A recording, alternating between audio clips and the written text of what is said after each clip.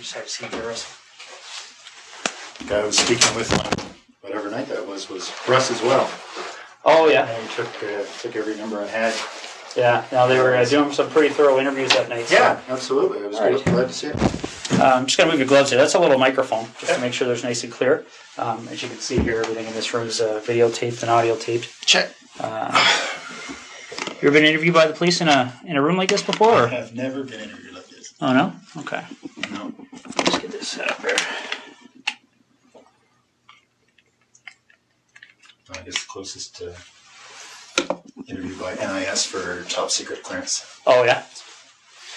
All right. Well, again, Russell, I appreciate coming in. An investigation like this, I mean, I'm sure you can appreciate it's been big news, especially down Belleville way. And, you know, obviously our approach to cases like this is that we don't give up on somebody being alive until we get evidence that they're not. So because of that, we're treating Jessica's case as an emergent situation, obviously. So we're fast forwarding things that we might normally take our time with. And that's why we're here on a Sunday afternoon. Sure. So again, I appreciate it. Okay. We're going to do a pretty thorough interview today. Okay. And the reason for that is because the last thing we want is to be calling people back again and again and again. Okay. So what we're going to do is we're going to go over a number of things, and I'm going to explain what all those are to you. Okay. I'm a big coffee guy. I don't know if you're a coffee guy or not, but I didn't want to drink in front of you. So no, I appreciate that. All right, go ahead. I could definitely. Are they black? Yeah, they're just black with sugar. Definitely. I just started my so I probably have it a little bit. Started your what, sorry? Gum. Just okay. first piece of gum. Well, there's napkins there if you want to toss it or whatever. I appreciate that. All right. And again, like I said, this interview is going to be very thorough. But again, I have a simple rule when I talk to people. It's I'm sure you're the same way. I treat everybody with respect. I don't want to ask you to do the same for me. So what we're going to do is we're going to start off by going through what your rights are. Okay? Just like everybody else. Okay? Have you ever been read your rights before? No. I'm sure you've seen it on TV a whole bunch of times, but that's usually the American version. So I'll go over with you briefly. Okay? Basically in Canada, as you know, I'm sure, is we all have our rights guaranteed under the Charter of Rights and Freedoms. Okay? Now, Russell, just to avoid any confusion, because people do get confused when they're talked to by the police, is that you're obviously not under arrest here today. Okay? Anytime you feel you want to leave here, you feel free to do so. The door's not locked. Teresa will walk you down the lobby anytime you want. Okay? If there's anything that comes up in our interview today, Russell, that you feel you want to talk to a lawyer about, you just let me know. Okay? Sure. And the reason for that is I want to explain to you exactly what's going on here. Okay? Jessica Lloyd is one of 4 cases that we're currently investigating. Okay? Right. And essentially what's happened is over the past about 4 or 5 months, there have been 4 occurrences that, like I said, that we're looking into. 2 of those occurrences occurred in September of 2009. And very briefly, they were up in the Tweed area. They involved somebody entering 2 different women's houses in the evening hours and committing sexual acts. Okay. In November of 2009, a young lady by the name of Marie-France Como was found murdered in her home in Brighton. And we believe that there was a sexual component to that crime as well. And then most recently we have Jessica Lloyd's disappearance. Okay, so essentially when you're looking at those kind of crimes, we're looking at a number of different potential criminal charges. All right, we're looking at issues all the way from the most serious one, which is first-degree murder, kidnapping, sexual assault, break and enter with intent to commit sexual assault, forcible confinement. Okay. And so what I want to make sure you understand, and this is what we've been doing with everybody we've been talking to, is that clearly when we find out who's responsible for one or all of those crimes, they could be charged with one or all of those offenses, okay, whether it's you or whether it's anybody else. Right? And that's why it's important that we make sure that people understand what they have to do and what they don't have to do when they're talking to us, okay? So as I said before, any point today you feel the need, you want to speak to a lawyer, you let me know, and we can take you to a room where you can do that in private. Okay. Do you have your own lawyer? I have a realty lawyer, but no, I don't have a lawyer. All right. If at any point you want to make that call and you don't know who to call, we have a phone list of lawyers that are available to give you advice free of charge right over the phone. Okay. So again, if at any point today you want to take advantage of that, you just let me know. Sure. Is there any reason you want to call a lawyer now? No. Okay. A couple other fairly simple and straightforward things that you probably understand, but again, we go over them to make sure everybody's clear, is that you don't have to speak to me today. Okay? And the reason for that is because the law considers me to be what we refer to as a person of authority. Okay? Probably similar to what you may be considered to be on the base. Yeah. And because of that, I can be compelled to appear before any judge in the country, basically, to account for what takes place here today between you and I. Okay? Sure. And that's the reason why everything's recorded. Because there can't be any more accurate record than that, right? So.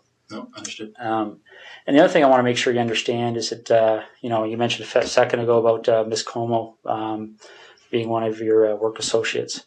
So I don't know what's happened since November on the military side of things. But what we want to make people clear on is that if you have been spoken to by any person in authority or any police officer about any of those cases, I don't want what they may have said to you to make you feel influenced or compelled to say anything to me today, okay? Whatever you might have felt influenced or compelled to say to them earlier, you don't have to repeat it to me and you don't have to say anything further, okay? But obviously what you do say, for the third time is being recorded, right? So... understood. These first two attacks happened not that far from my place in Tweed. Well, the second one did. Yeah. We didn't even know the first one had happened, but I understand that was reasonably close as well. But the second one was very close. Yeah. So certainly at the time, the OPP did a door-to-door. Yeah. And within a couple of days, probably the same night. So I spoke with a couple of guys then. Okay. And I'm aware of that from looking at the different cases. And essentially, Russell, in a nutshell, that's what we wanted to talk to you about. Okay, those four cases are of concern to us, and you've kind of almost hit the nail on the head about some of our issues that kind of make us want to talk to Russell Williams. Okay, because essentially there was a connection between you and all four of those cases. Would you agree? Geographically, and then I guess I drive past. Yes, I would have to say there's a connection. Yeah. Yeah, and that's why I'll be quite frank with you. That's why things kind of evolved when the officers talked to you on Thursday night. Okay. We kind of went from there because when I think you discussed with them the fact that you were a colonel at the base. I was in uniform at the time, so. Yeah, so pretty obvious, right? Yeah. So essentially, then the connection with Miss Como was made. And I believe you're a door or two down from one of those two incidents in Tweed. 3 doors down, yeah. Yeah. Very close, absolutely. Yeah, exactly. So those are some of the issues we wanted to discuss with you. Yeah. Okay. So just getting back to these four incidents that we're talking about, maybe you could just give me a little bit of history as to your arrival in the base in Trenton. When did you start working there? Friday on the day I was.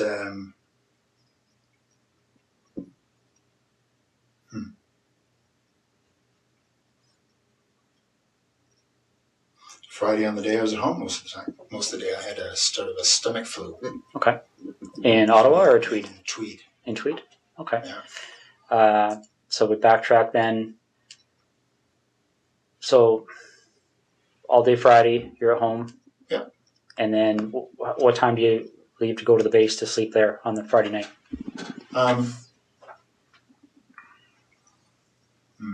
Not sure. Probably just went in for just before bed.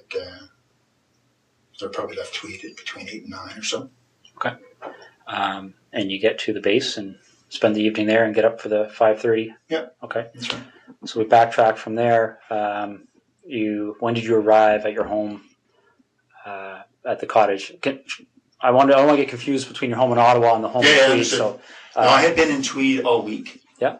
The week prior now.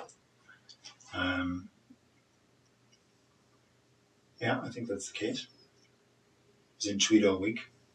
Flew Saturday. Headed to Ottawa Saturday night. Okay. So if you didn't have the stomach flu on the Friday, what was your schedule that day? 8, really. Okay. what would have been my schedule? Just a standard schedule in the office. Okay. So, office brief in the morning, a couple of meetings. I can't remember what the specifics were going to be. Okay, so Thursday night you slept at Tweed, or you? Yep. All right. And what did you do Thursday during the day? Thursday during the day, I was at the base again. I think it was a fairly standard day. I can't recall exactly, but yeah, nothing. I was not flying, so I was at the base. So I would have gone in early in the morning, back in the evening again. Okay. Do you remember what time you left the base that night?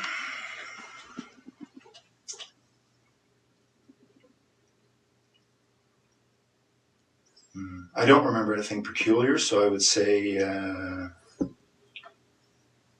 don't know, probably 7 to 9, somewhere in that range. Okay. That's when you left? Left the base, yeah. And what it's a 45-minute transit. So. 45 minutes home? Yeah. Okay. Okay. Now, I'm not going to walk you through November, but I'm going to take you to a date that's probably pretty fresh in your mind, the day that Marie-France coma. Yeah. Do you remember how you found out? I do. Yeah, I was sent an email. Well, as soon as the ops staff and the base learned, they told me. Okay. So I got an email. I can't remember if it was late at night, early in the morning. It was certainly, I saw it, I want to say first thing in the morning, because I had just come back from Ottawa. I was in Ottawa for a set of meetings on one of the days. I can't remember what day of the week we're talking about, but yeah, no, I mean, obviously when your people gets killed, it gets your attention. So. Absolutely. Yeah, I very much remember that coming in. And how did you know Marie-France coma? I'd only met her once. She was on a crew I was on just after I got to the base. Okay. So I can't even remember. I think it was a one-day trip. I did a number of trips in Canada, transporting our troops, sort of first leg out of Edmonton. We tend to hopscotch them across until they get into theater. So anyway, I can't remember which trip it was, but we did a number of them out to Edmonton just to pick up the troops, bring them to Trenton, and then put a fresh crew on, and because we'd fly out and back in the same day, so pushing the edge of that. And, fresh crew on, and they'd continue on after a couple hour delay. Okay. Do you know roughly when that happened? That we were on the same crew? The time you met her, the one time there, yeah.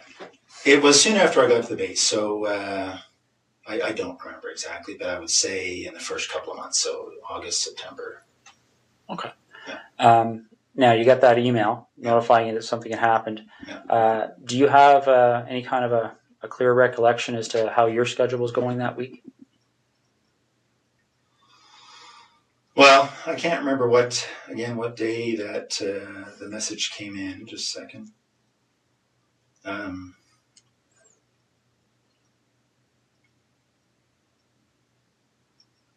No, I can't remember what day of the week, but I just think there was a whole bunch of activity spun up as a result, obviously. No, I can't remember the day of the week.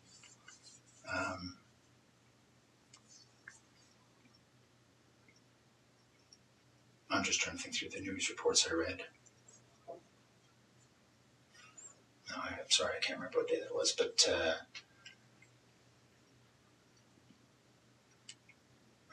what we learned after the fact was that the MPs had learnt of her death, I think quite a bit after her body had been discovered. Okay. So I think what happened, sorry, just a second.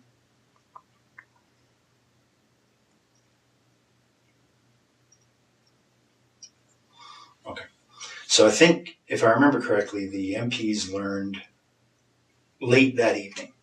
Can't remember when, obviously, her body was discovered. It was probably in the news reports. But so they learned, and then they passed it to ops, so they immediately passed it to me.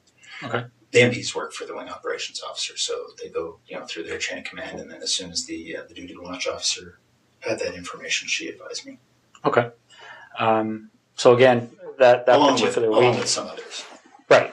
I'm sure it spread like wildfire. Yeah, absolutely.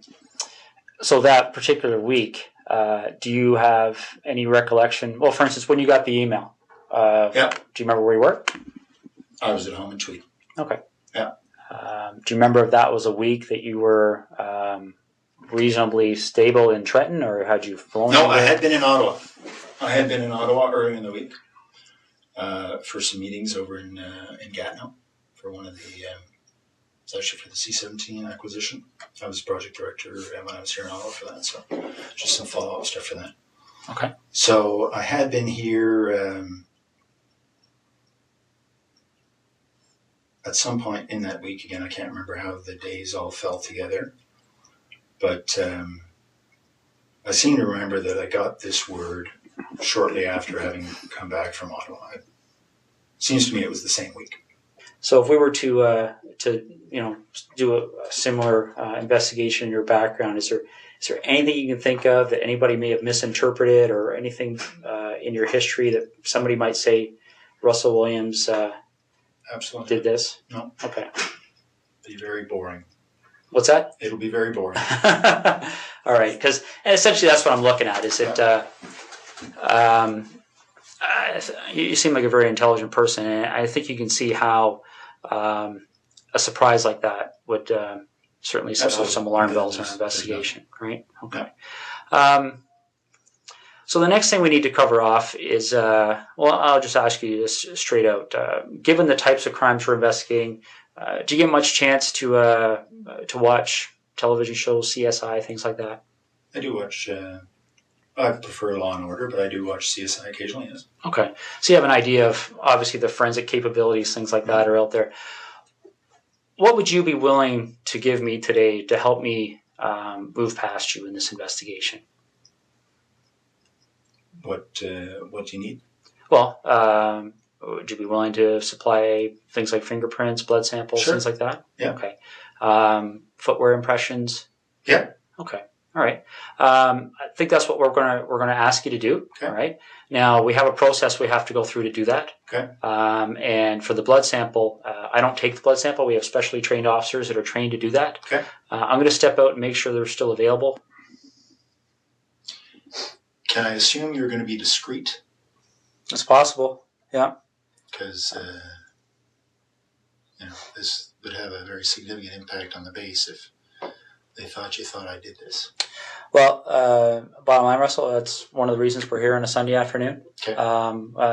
The military certainly be of great assistance to us, especially in relation to Miss Como's investigation. Mm-hmm. So that's certainly one of the things that went into our decision to give you a call at home today and see if we could deal with this today. Okay. So, okay.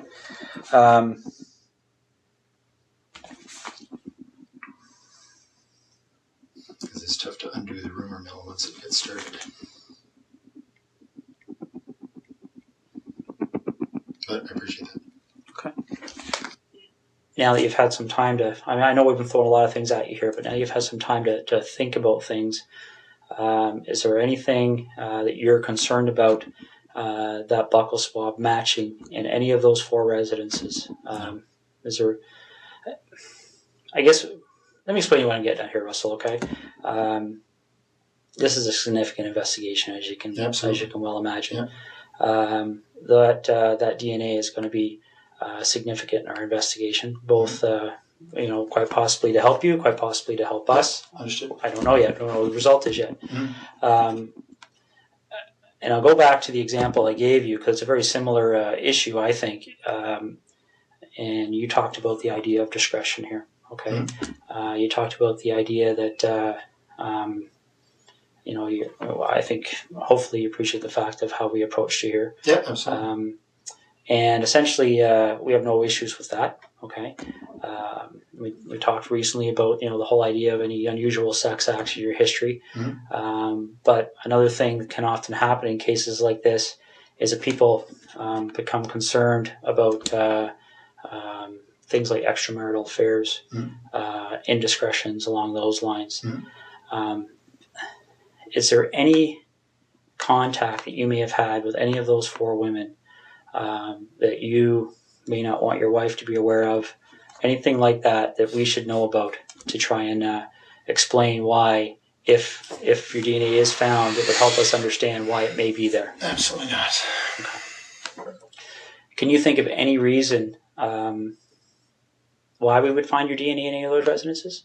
Let's focus on, well, for instance, I believe. Let me just check the name there, make sure I've got the right address. I'm talking about the house that was just a couple of doors down from you there in Tweed. A couple of doors down was Lori. I don't know her last name. I don't know.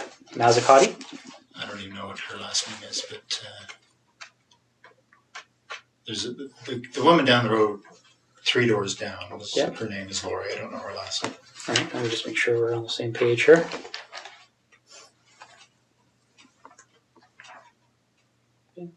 My understanding is she lived at 76 Cozy Cove. Yeah, so she would be the second one, the second incident on your road there. Yeah. A couple of doors down. Ever been in her house? No. We met her once, I think the first summer we were there, so in 2004. Okay. And that's what I'm getting at. Again, this is a credibility issue, right? Yeah. Because I don't want to come and see you 2 weeks from now and say, Russ, our CSI people were in that house. And are you familiar with how DNA works? I think broadly, yes. I would guess so. One of the challenges we have in 2010 with DNA is it's become so precise that I guess the best way to explain it is I can think back 15 years ago when I started in violent crime investigation. Yeah. For us to get a DNA match, the sample we had to find was, probably would have filled half of one of these cups. Because they destroy so much of the sample in the testing. Okay. Essentially, DNA has become more and more precise to the point where when you and I walked in this room earlier today, we could have sat down, talked for 30 seconds, walked out. CSI officer could have come in 3-4 days from now, done some swabs here, and he would have found your DNA and my DNA, and probably a lot of other people's DNA. Sure. A little bit gross to think about, but essentially, as we talk, a little bit aspirate comes out of our mouth that contains our DNA, or bloods, or our skin cells contain our DNA, and that's what I'm getting at. If you were ever in Lori's residence, quite possibly, quite innocently, your DNA could be in that residence. Has there ever been a time you've been in there? No. Okay. What about the other lady down the road on? I hadn't even heard that name, so no, I don't actually know who that was. Okay. Have you ever visited Marie-France Como at her residence? No. Okay. All right. So you're quite positive there would be no reason why your DNA would be in any of those 3 locations. Okay. Did you know Jessica Lloyd even in passing for any reason? No, I didn't hear her name till it was on the news. Okay. And the reason I'm asking that is because I know you were asked that question on Thursday night, and sometimes what we find, and again, this is one of those situations that can sometimes cause us to get in a lengthy investigation as somebody that maybe doesn't deserve it. But what can happen sometimes is somebody gets stopped by the police like you did, and they get asked that question, and people, when they're stopped by the police, they can be nervous, okay? So they blurt out an answer, and then they start driving away, and they go, oh, why did I do that? Because the problem is that once they get asked again, then they feel compelled to maintain that answer for fear that if they change their answer, somebody could find it. You understand what I'm saying? I do. Okay. So I want to make sure that's not happening here. I don't care what you said to the officers on Thursday night last week. If there's any communication or contact between you and Jessica Lloyd, you've seen her picture, right, around town? Yeah, okay. Ever seen her before? I don't. No, I would say I have not. Okay. All right. And you mentioned something about doing some renovations at your property in Tweed there. I think you said something earlier about tearing up carpet. Correct me if I'm wrong, but okay. When did all that happen? In 2004 or 5. Okay. Any recent renovations? No. Okay. All right.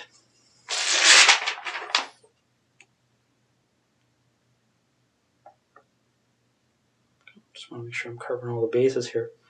Okay.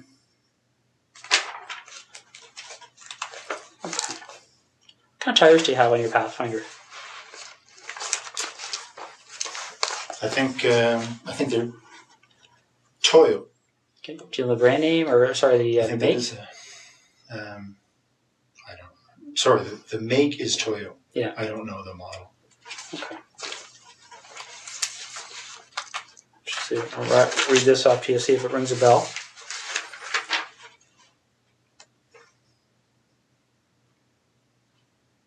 Ever heard of, does Toyo Open Country HTS That sounds make any right. sense? Yeah. Okay.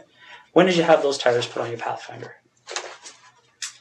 Well, it's the second version we've had of them, so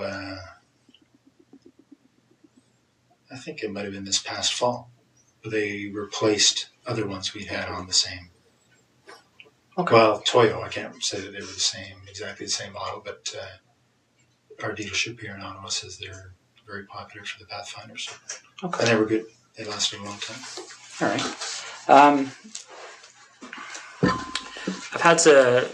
I think you were talking about the whole idea of the MPs helping us with our investigation, stuff like this. You have the same system as we do at our headquarters with the swipe cards. One of the things one of our investigators did is they made a call while I was talking to you there because we were trying to work through that week of the 23rd of November. Okay. 23rd being the Monday, 24th being the Tuesday. Okay. What they've told us is that, and I want to make sure I get this right, is that on the 23rd, your swipe card was being used at the base. Okay. Okay. On Tuesday 24th, there was no use of your swipe card. Okay. And then on the following days, the Wednesday, Thursday, Friday, there was what appeared to be average activity of your swipe card on the base. Does that make sense to you? It does. That says that I was in Ottawa on the Tuesday. Okay. Do you remember where in Ottawa you were? Yeah, I was in Gatineau with, as I said, meeting about the C-17. Okay. Now, again, I want to be fair to you here. We're going back 2 months. Yeah. Are you sure that would have been the day you were in Ottawa? Well, only because I wasn't at the base. Okay. So I can't remember, honestly, that that's the day I had the meeting in Ottawa. But if I wasn't at the base, it was because I was here. Okay. Now, if that is the day you had a meeting in Ottawa, do you remember being at the base on the Monday, the 23rd, and swiping your card in and out? Do you remember what you would have done that evening to get to Ottawa for that meeting? Like, would it be...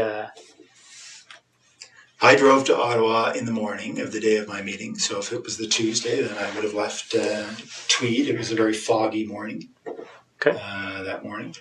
I drove in that morning. Okay. So I would not have been at the base the day I was in Ottawa because the meeting started at 8:30 or something. Okay. So you leave the base. You would have went home to your residence in Tweed. Yep. And then you left Tweed in the morning and drove up to your meeting in Ottawa. Yep. Okay. You leave the meeting in Ottawa is a daytime meeting, evening meeting, or do you remember? Yeah, it was a daytime meeting. Finished, I don't know, mid-afternoon or so. Okay. We had lunch and then finished. I think my wife and I had dinner because she was here for work, and then I headed back. Okay.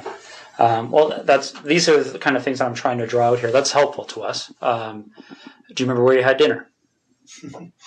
Well, I don't remember exactly the restaurant, but it was in Westboro because that's where our house was being built at the time. So we had dinner, in a restaurant that we would expect to be able to frequent once the house was finished. Okay. Remember how you paid? One of us would have paid by MasterCard. Yeah. Okay. Are you sure about that, or? Pretty sure. That's normally how we pay for meals. All right. Can't remember if it was me or my wife that paid, but one of us. Okay. And do you remember which restaurant it was again?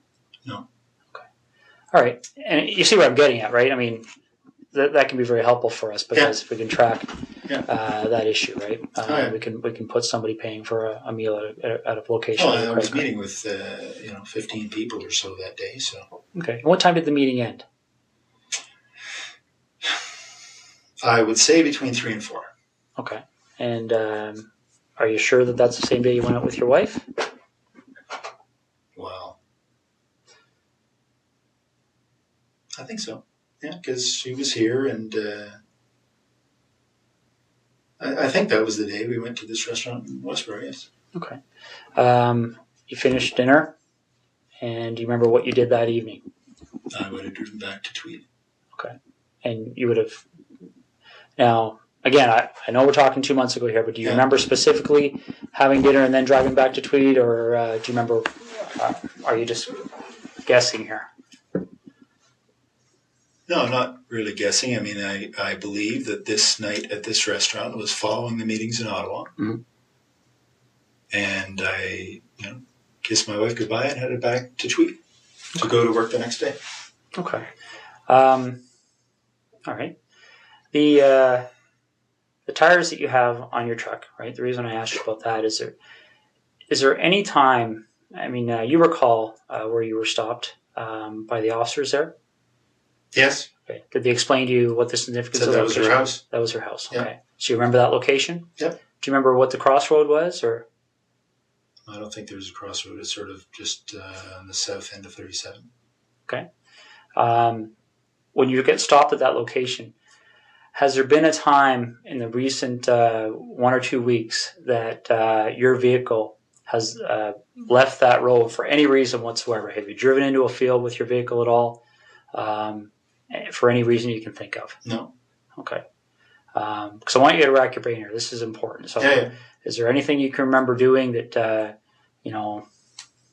would have caused you to drive off the road at that section of roadway?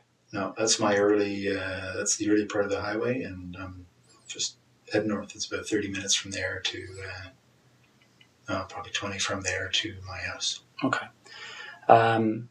Would it surprise you to know that when the CSI officers were looking around her property, that they identified a set of tire tracks to the north of her property?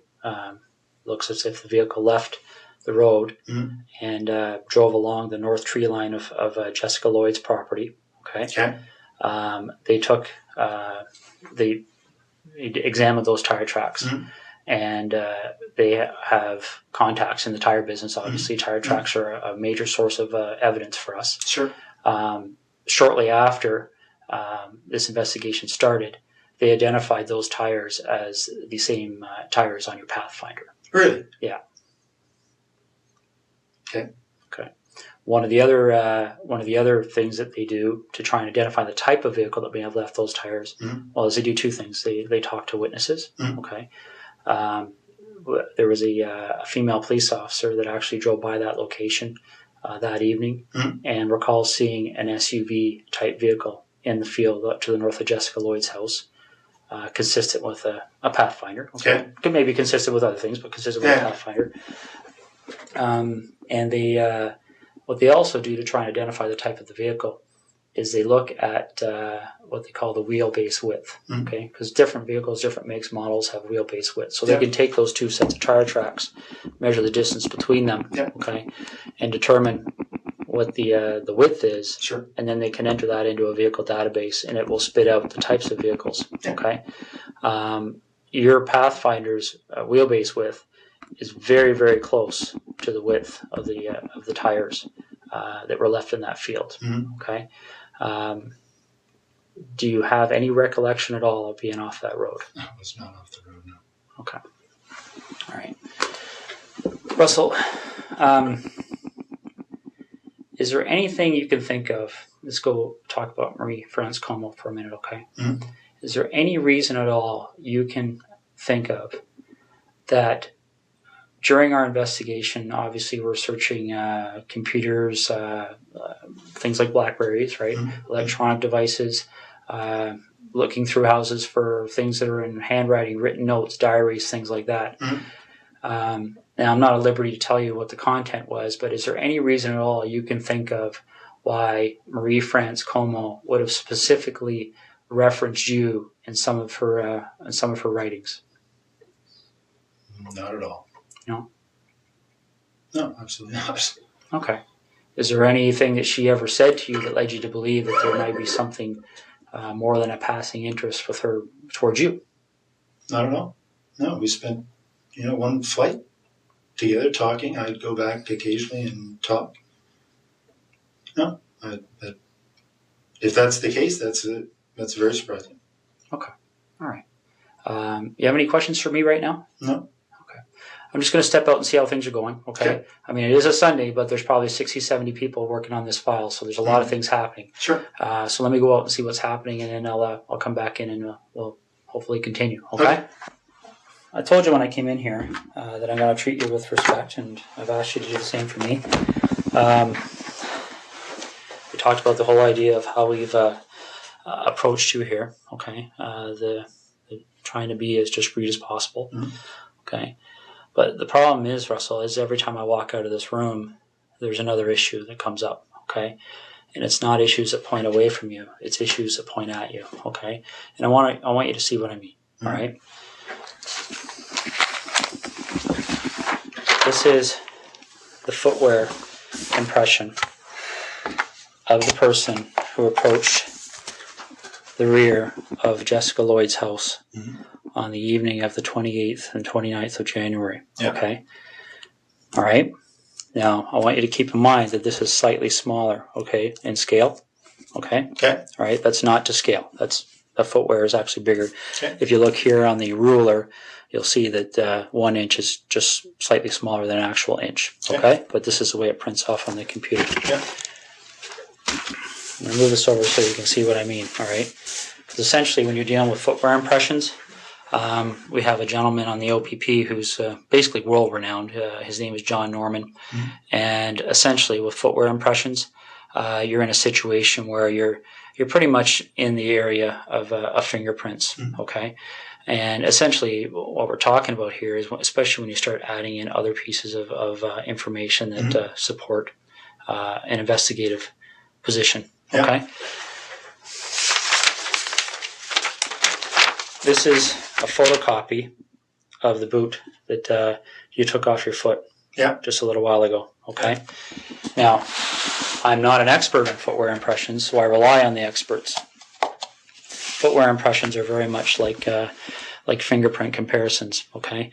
You take a look at this print, and again, this is one print. This person walked through, there's several different prints to compare. So we're going to get features off of one print to compare, features off another print to compare. Yeah. These are identical.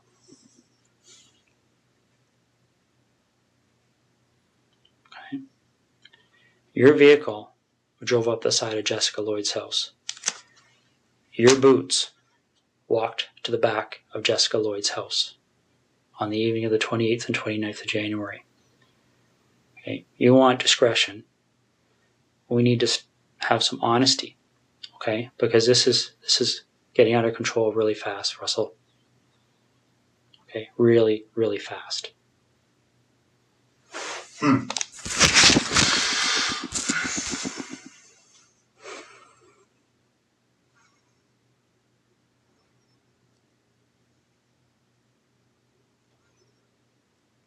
This is getting beyond my control. All right, I came in here a few hours ago and I called you the way I called you today because I wanted to give you the benefit of the doubt. But you and I both know you were at Jessica Lloyd's house, and I need to know why.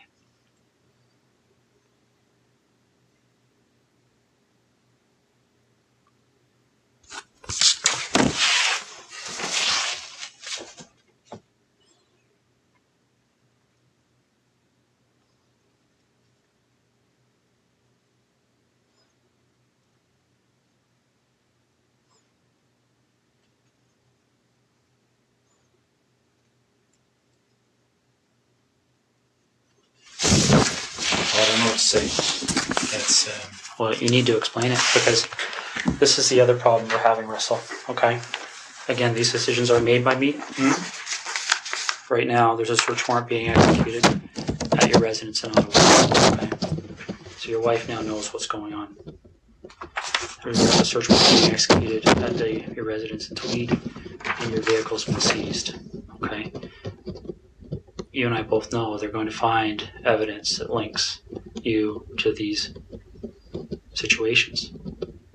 Okay. You and I both know that the unknown offender, male on Marie France Comeau's body, is going to be matched to you, quite possibly before the evening's over. Okay. This is a major investigation. The Center of Forensic Science is on call 24 hours a day helping us with this. Mm-hmm. Your opportunity to take some control here and to have some explanation that anybody is going to believe is quickly expiring. Mm-hmm. Okay? We're applying, the investigators now applying for a warrant to search your office.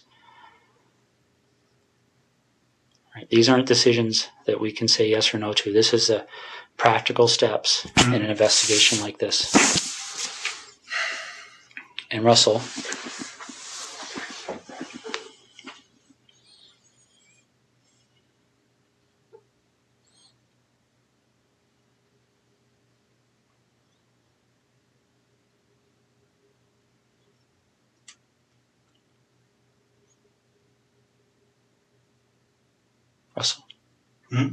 listen to me for a second, okay? When that evidence comes in, when that DNA match, when that phone rings and somebody knocks on this door, your credibility is gone, okay? Because this is how credibility works, all right? And I know you're an intelligent person and you probably don't need to hear this explanation, but I also know your mind's racing right now, okay? Because I've sat across a lot of people in your position over the years, okay? The bottom line is that as soon as we get that piece of evidence that solidifies it, DNA, okay? As soon as the expert in footwear impressions, the expert in tire impressions calls and says, yes, I've examined those and they're a match, it's all over. Because as soon as that happens, where's your credibility? Where's your believability? You're just another, and again, don't take this wrong, okay? But you can see if you step outside this room in your mind and imagine how people are going to view you, okay?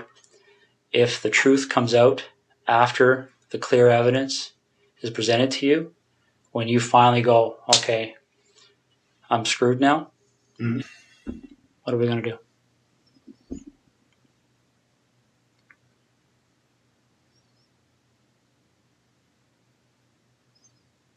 Russell, you know there's only one option. What other option is there? What's the option? Well, I don't think you want the cold-blooded psychopath option. I might be wrong. Okay? Because don't get me wrong, I've met guys who actually kind of enjoyed the notoriety, got off on it, got off on having that label. Bernardo being one of them. I don't see that in you. If I saw that in you, I wouldn't be back in here talking to you, quite frankly.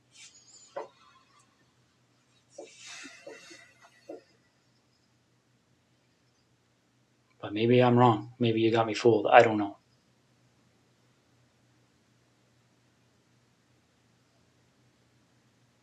This is over. And it can have a bad ending where Jessica's parents continue to wonder where her daughter's lying.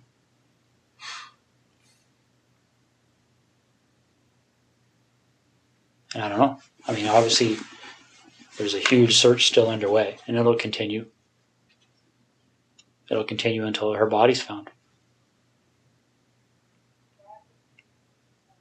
That might even happen tonight, for all I know.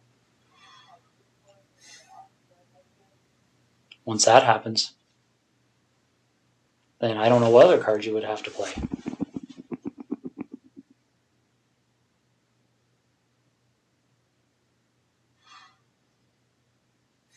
What are we going to do?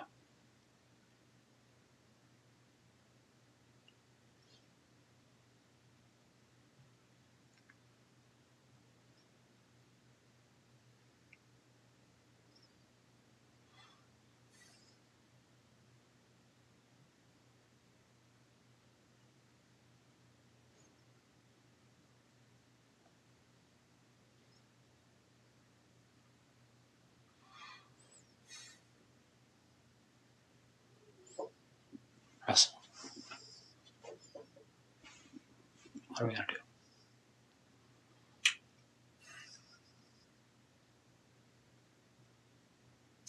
arrests, please. Okay. What are we going to do, Russ?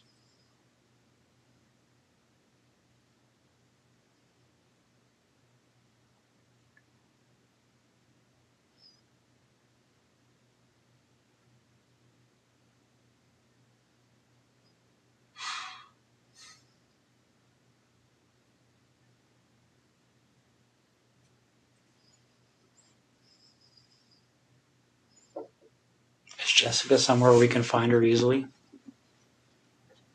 Like, is this something where I can make a call and tell somebody to go to a location and they're going to find her, or is this something where we have to go and take a walk?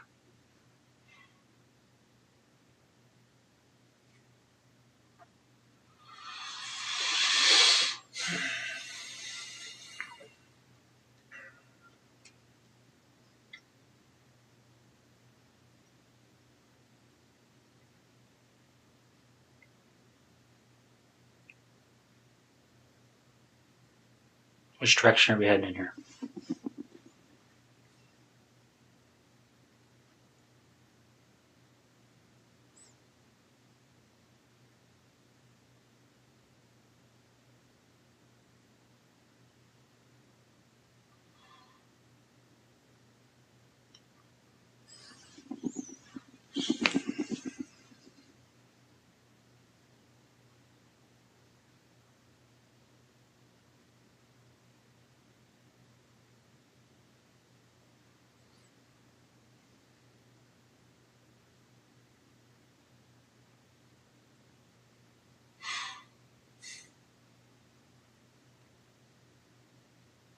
Russ, maybe this would help. Can you tell me what the issue is you're struggling with?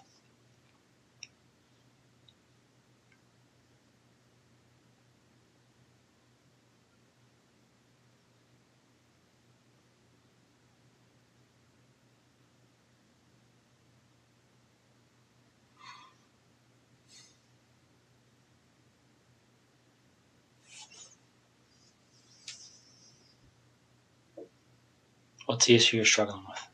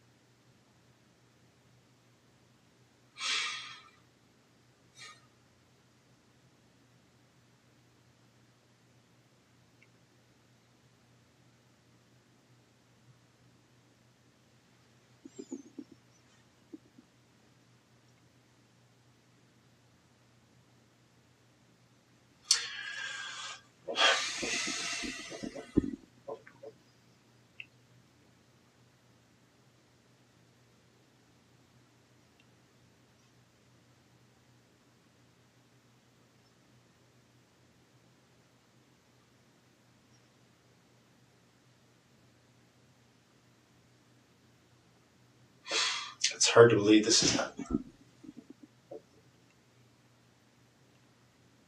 Why is that?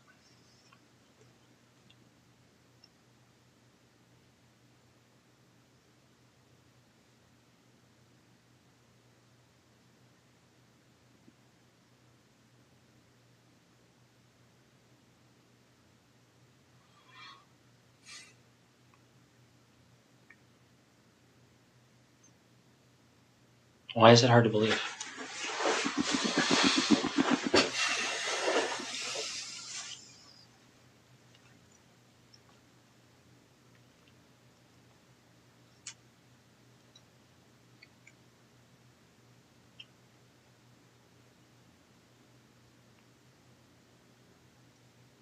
It's just hard to believe.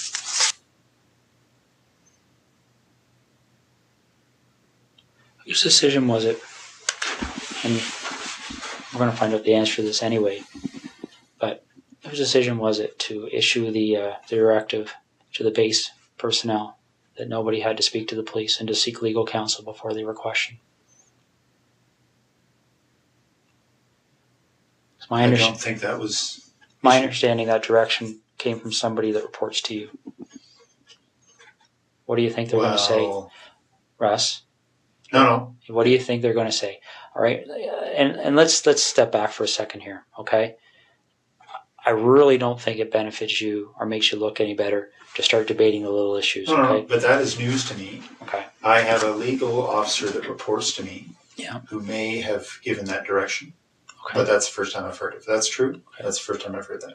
All right, and that may be the case, but how does it look? Right? We're not even dealing with something that's really even evidence because it's not needed. I mean, when you have DNA and all this other stuff, that's not even. What was the direction? I don't recall, but it was something along the lines of telling the people on the base that they weren't required legally to speak with police and they should seek legal counsel before they decide to speak. But okay. Well, if that was actually said, it would not have been to the base at large. It may have been to the individual, the boyfriend who was the suspect. Okay, my understanding it went out to all personnel. No, absolutely. Maybe no, only under your command. I don't know. It didn't. Okay, that's fine. I did never see it. That's fine. Now let's get back to the issue. What's that? So you talk about perception. My only two immediate concerns from a perception perspective are what my wife must be going through right now. Yeah. And the impact this is going to have on the Canadian Forces. Where do we go?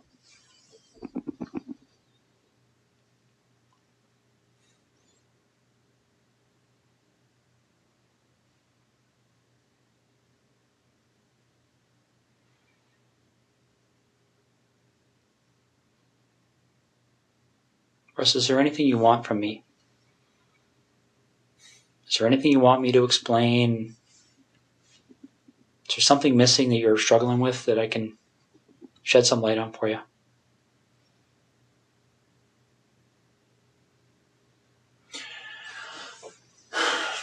I'm struggling with how upset my wife is right now. Russ, what are you looking for?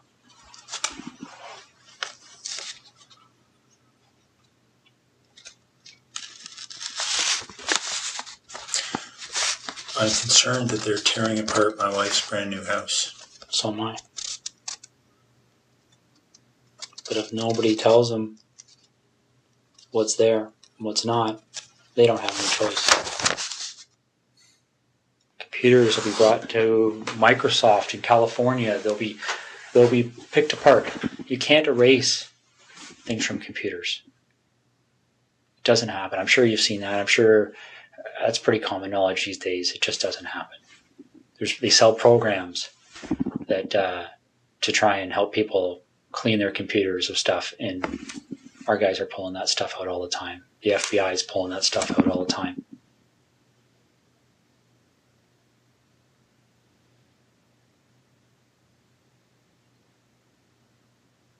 This investigation will end up costing no less than $10 million. Easy. And they will say no to nothing. Any request this major case manager makes on this case, they've already been told it's approved. Don't even bother asking.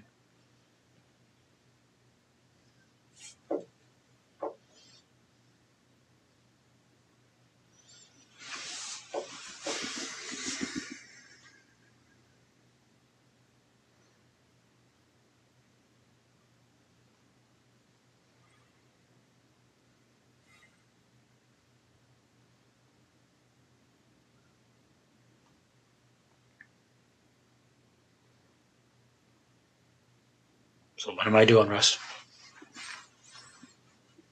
I put my best foot forward here for you, bud.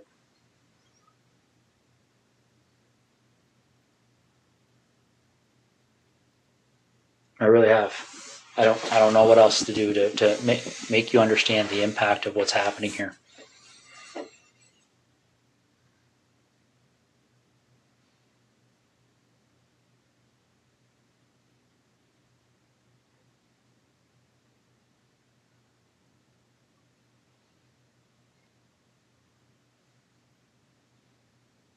Did we talk?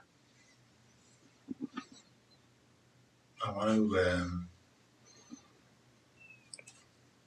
minimize the impact on my wife. So do I.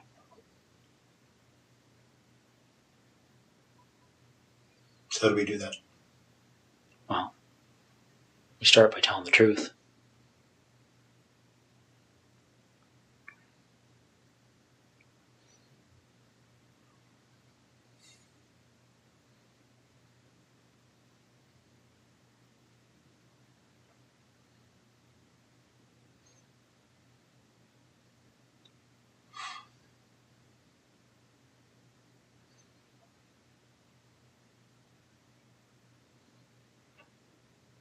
Okay. Okay. So where is she?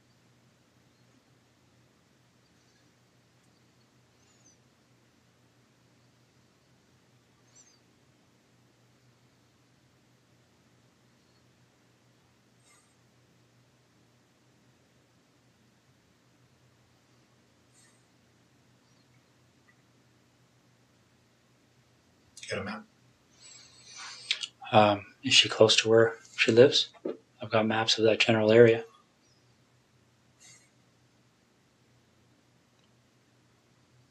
Which town is she near? Why don't we start there?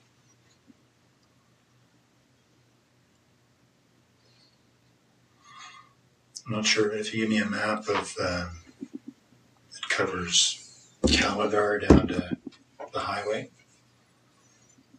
and over to Tweed and south, I'll show you. Let me see what I got here. I might have something. Is she inside, outside?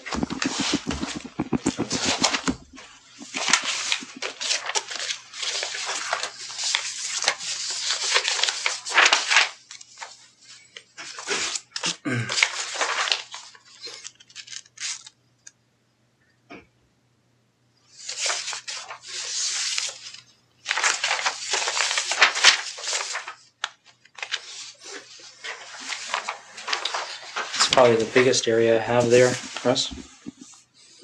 Yeah, you need more. You need a real map. So where am I going on here to get to her? In this block here. Okay. So you're pointing to a detailed map of that area, and I'll show you where she is. Okay. Is she close to a road? Yep. All right. Is it something where is she buried, or is she somewhere where if you walk there you would fairly easily see her? It's here. Okay. So she's south of 7, east of Tweed, west of 41. Mm-hmm. And what's this road here? Not sure. Neither am I. Okay. I'll be right back, okay? Do you want any water or anything? Sure. Okay, I'll be right back. How long has she been there for?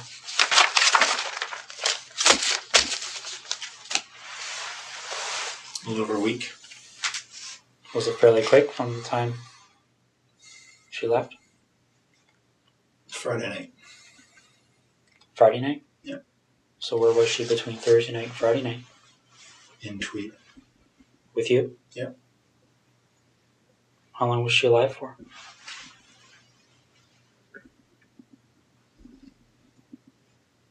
Almost 24 hours, not quite. Okay. Russ? You're doing the right thing here. Okay. Well, again, my interest is in making my wife's life a little easier. And with her family as well. Wow. We share that But interest. there's no... your time in Ottawa is wasted, really. I'll tell you where the Emerson cards are. Where are they? They're in the house there, but... In Ottawa? Yeah. Whereabouts? Some in the camera bag, which they would have found in my office. Mm-hmm. And when you walk into the office on the left side, there's a desk of drawers, set of drawers, like a filing cabinet, wooden, IKEA. In one of the top 2 drawers, and there's a plastic divider. Yeah. And there's inside there are 2 memory cards. Okay. Which are blank, but I'm sure they can be And whose images are on those cards? Well, I've erased them, but I expect you'll be able to draw images of Jessica and I. What about Marie?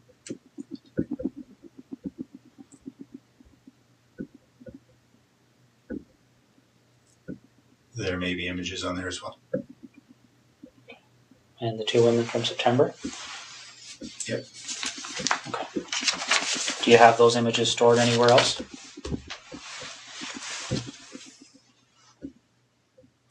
Yeah, there are 2 hard drives in the house in Ottawa. I can draw you a little picture if you like. Sure. Do you want to do that now while I'm getting them out? Okay.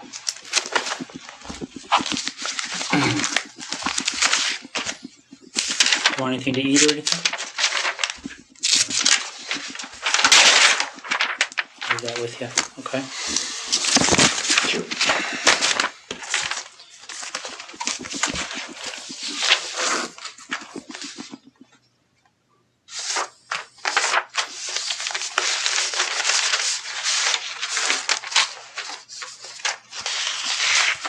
But I do want to talk to you again.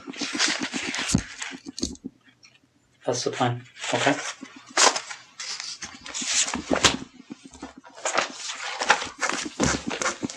I'll be right back.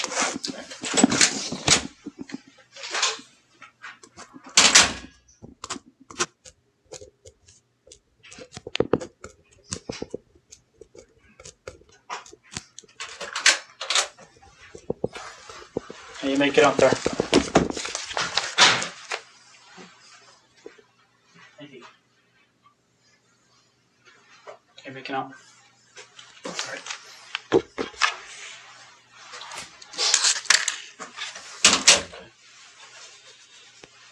Somebody running around looking for an actual map, but I did the same thing with the Google Maps. Just have to load them up a little bit more.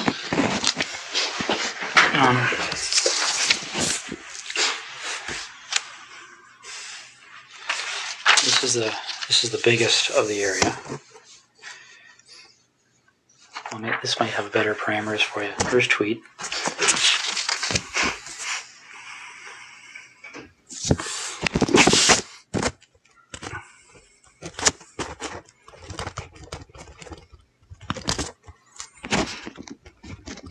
.7 kilometer from this intersection on the side of the road.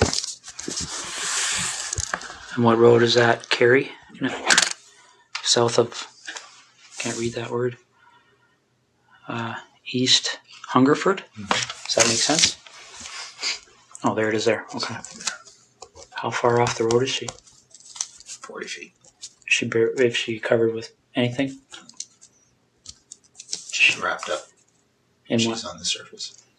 Just a gray something or other cover. Okay. Barry, the obvious question I'm going to have for you is, when they go there, and they'll be there shortly, they're going to find her? Oh, yeah. Okay. I'll be right back. You look like you want to say something. Just that this place, my wife, it's been a dream for a better part of a year, so I'm keen to get them what they need and so they can leave her alone. Okay. Well, we're going to do our best to keep that as low-key as possible, okay? What do you want to talk about? It's pretty wide open now, eh? Yeah. What do you want to know? Well, do you want to work forwards or backwards? Doesn't matter. Why don't we start with Jessica? Okay. How does that start for you?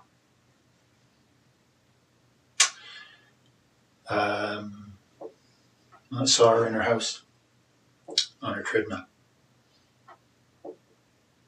Wednesday night, I guess. Then I noticed she wasn't there Thursday. So I got into the house to look around.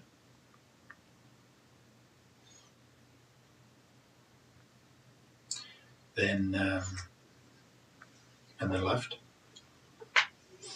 Noticed she'd come home. So I went back in. Through the back patio door. while she was sleeping.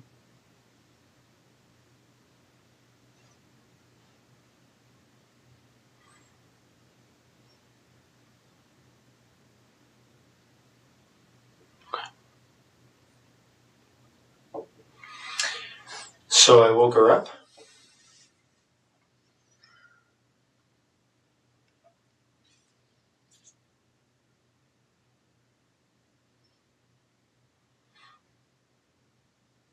Didn't hit her.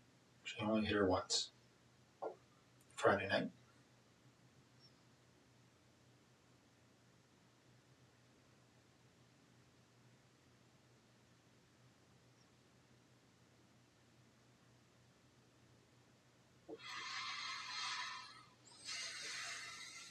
Okay.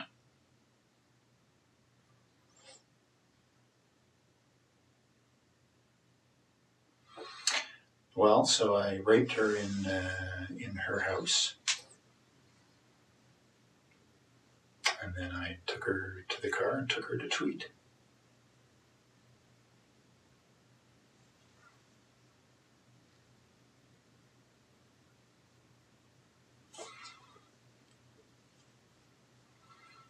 And spent the day in Tweed.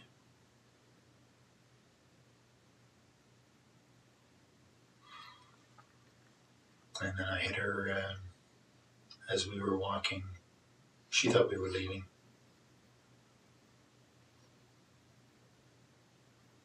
Hit her on the back of the head.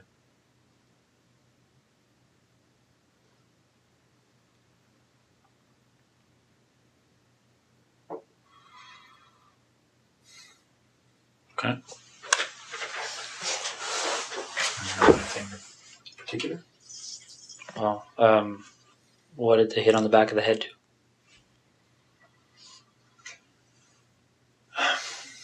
Well, I was surprised that her skull gave way. She was there and immediately unconscious. I strangled her. Okay. What did you hit her with? Flashlight. Okay. In the house or outside the house? In the house. Yeah, they'll find signs of that. Where in the house did this happen? In the main portion, just in front of the fireplace. What do you mean they'll find signs of it? Oh, there was quite a bit of blood. I'd expected to knock her out. But obviously generated a lot of blood. What did she bleed onto? The floor. It's just tile floor. Okay. Did you clean it up or did you? I wiped it up. I know it'll be easily spotted. What makes you think that?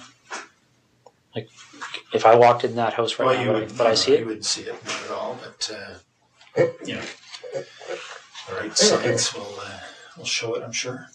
Okay. So when that happened, did she have clothes on or was she naked? Yeah, she was dressed. Okay. So when we find her, is she going to have those clothes on too? Yeah. All right. Okay. Marie France Como.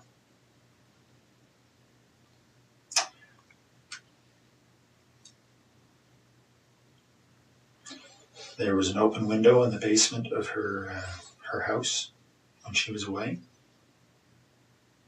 I went in there a couple of nights before she came home. Looked around.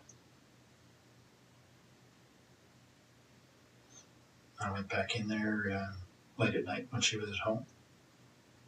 She was on the phone in her bedroom.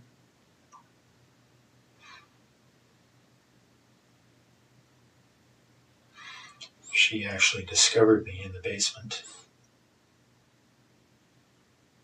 She was trying to get her cat to come upstairs, and the cat was in the basement, had seen me and was fixated on me in the corner.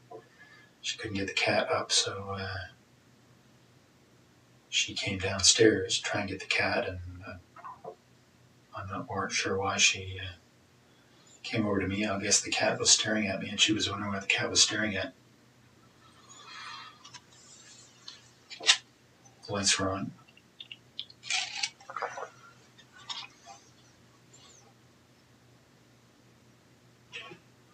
So when she spotted me, I had the same flashlight. I subdued her. Tied her up. Brought her upstairs.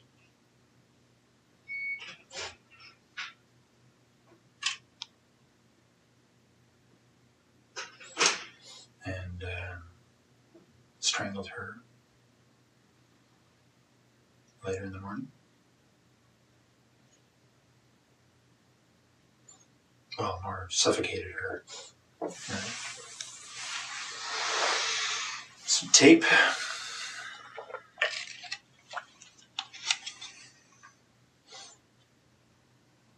Left her there.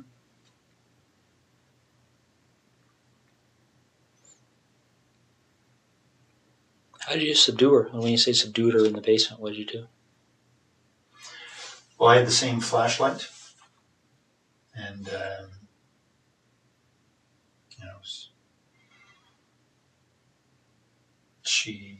she saw me right away, so it was just, I hit her a couple of times and around her head, try and knock her out.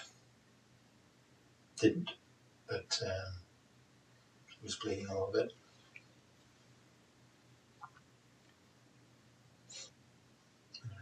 Eventually, through a struggle, subdued her.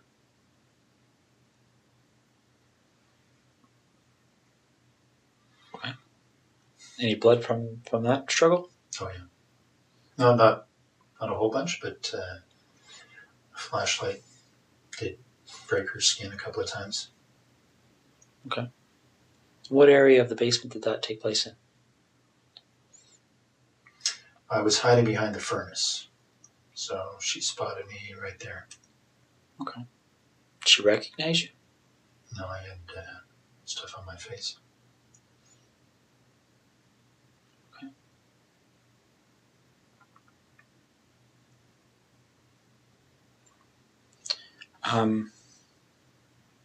So then you go upstairs, and you said she suffocated? Well, I suffocated her. I put tape on her. I put tape on her mouth, and then I put tape on her nose and held it there so she couldn't breathe.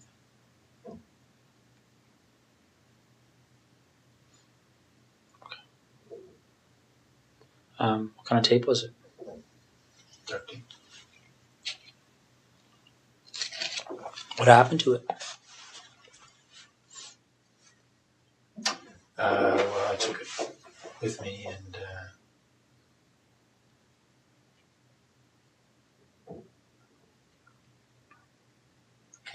can't remember what actually I did with that tape, but probably threw it in the garbage.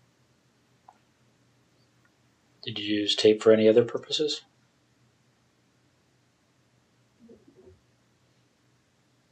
No. Okay. Did she ever recognize you through this whole episode? No. What did you say you had on your face? Just a cover for my head, just a sports pullover type, like just a little cap kind of thing. Okay. Just a, I think lycra or something, and just a headband over my nose and mouth, so it covered most everything but my eyes.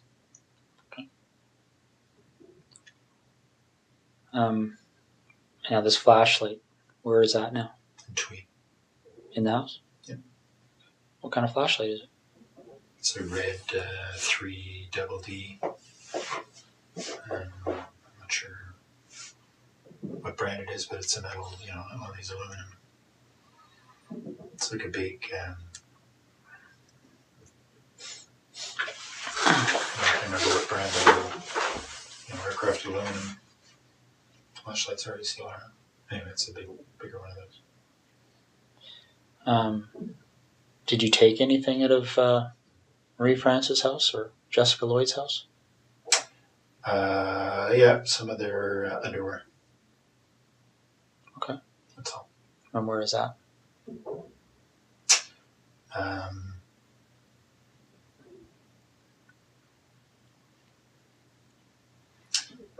It's in some boxes in the basement here in Ottawa, in that rec room.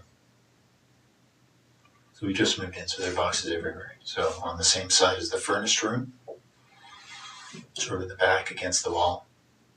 Okay. What do the other boxes look like?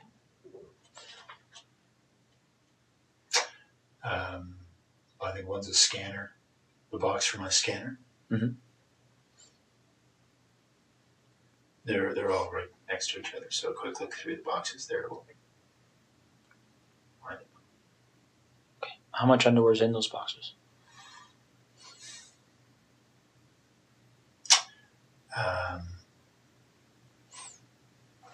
Probably 60 pieces or so total. All women's? Yeah, 60 pieces of theirs.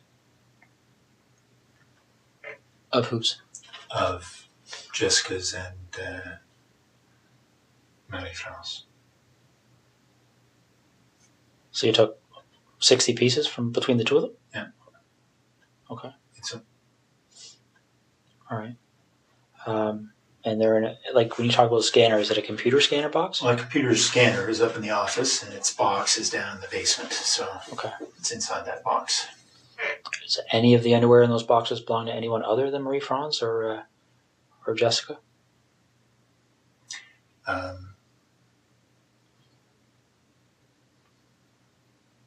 Yeah, there's some from each of the other two women. Okay. Why don't we talk about those two women? Mm-hmm. So the first one happened on the 16th, and I don't know why I can't recall their names, but the lady that was lived closer to you. No, Laurie was closer to me. Okay. So the first one, Mm-hmm. I had just spotted her from our boat, actually. I got into the house while she was asleep. Noticed that she was alone.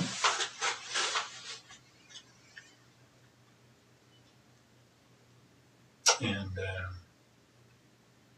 just hit her with my hand while she was sleeping.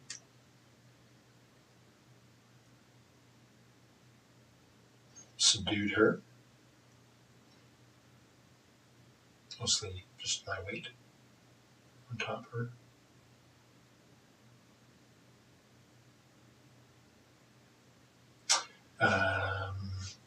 Had her take off her pajamas. Took some pictures. Took some of her underwear and left.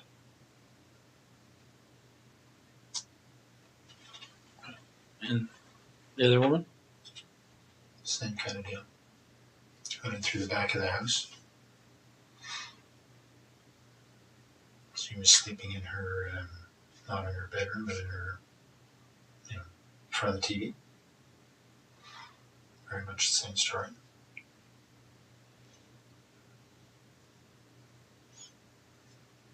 Anything different about that story?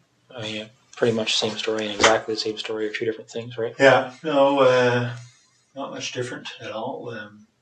I did have the flashlight that time. I hit her with a flashlight. Didn't think it would knock her out. Didn't. So, and I subdued her with my weight. Took off her clothes, took some pictures, and left.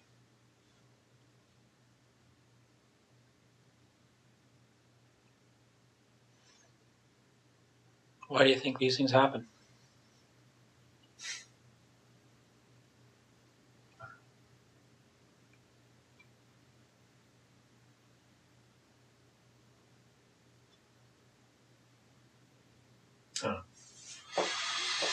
Have you spent much time thinking about that?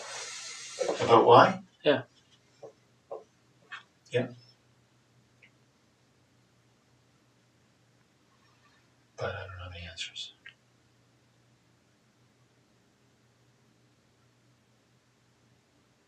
pretty sure the answers don't matter. Well, let me ask you this: did you like or dislike these women? I didn't know any of them. Okay. I had met Maddie France that one time in our airplane. Okay. No, I guess when you're going through these things, are you? Well, let's talk about Jessica because she was there with you for the whole day, right? Mm-hmm. What kind of feelings were you experiencing while you were with her that day?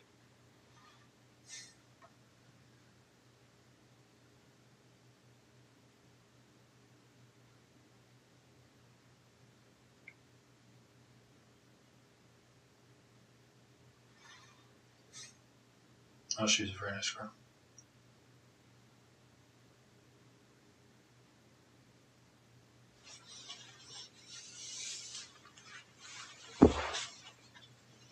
Can you tell me why you killed her? Right? Do you know why you killed her? Well, I think I killed her because I knew that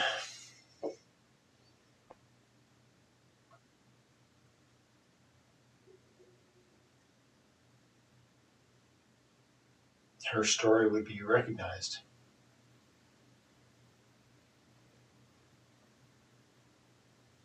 Her story would be recognized? How do you mean?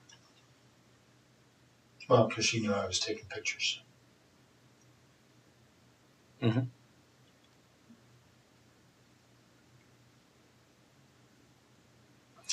So because of the two stories in Tweed,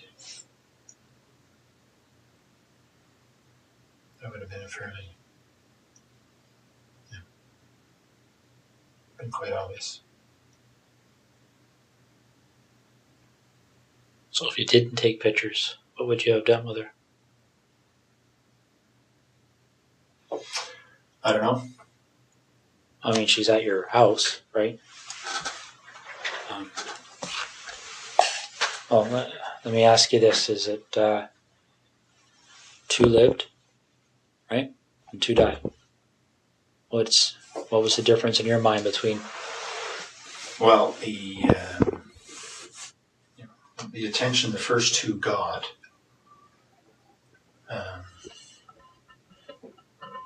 was very much focused on, obviously, or for obvious reasons, the pictures I took.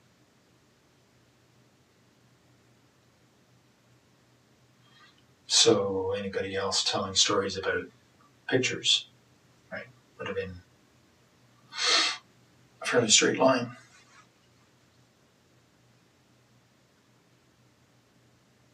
Okay, but when this thing happened with Marie France, did you believe that you were already a suspect for what happened in Tweed? No. So what were you concerned about? Well, because I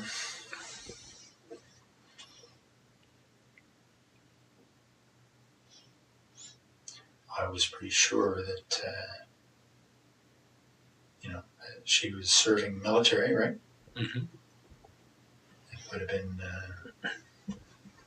have been difficult for investigators to ignore that connection. Okay. Yeah, makes sense. Let's go back to Jessica then, okay? You see her on the Wednesday night, okay, on her treadmill? Mm. How do you see her? She was in the basement, window wide open, on a treadmill. So I drove by. Okay. Did you stop to look at the house, or how does that catch your eye as you drive by? Well, I was looking to see who was where. Don't know that area very well, so I was just keeping my eyes open. Okay. So you spot her on the Wednesday. Yeah. Do you just keep on going, or did you stop and take a closer look that night or anything? No? Okay. And you went back on the Thursday night, right? Yep.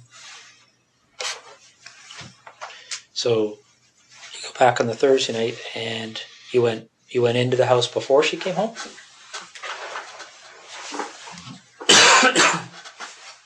Yeah, she was out. Okay.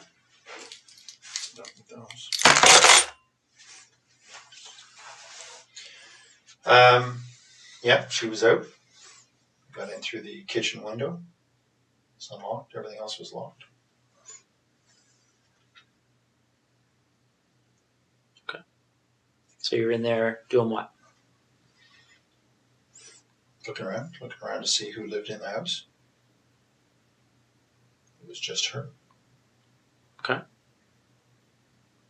And then what do you do?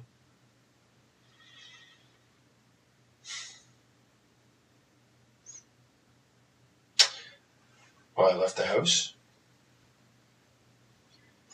And then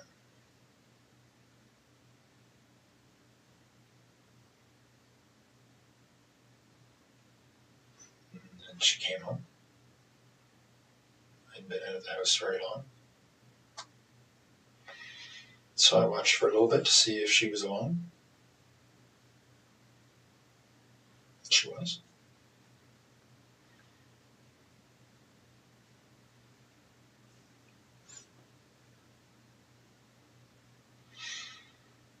And I went in when she went back to sleep. Went to sleep. So you go in, she's sleeping, and what do you do? Well, I snuck up to the side of her bed, expecting to try to knock her out. She woke up, but she did as I said.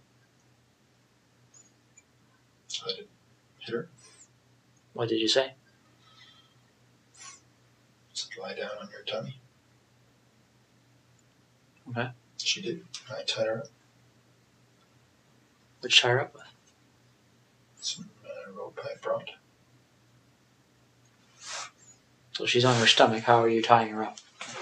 Just tying her hands behind her back. Okay. She got clothes on at that point? Mm-hmm. What kind of clothes? Sweats. All right. You tie her hands behind her back, and then what happens? I took her clothes off.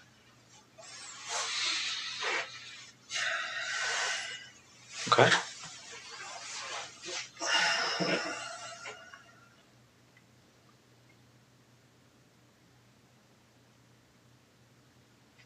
And then what happened? I raped her. A rape could mean a lot of different things. What kind of sexual act took place?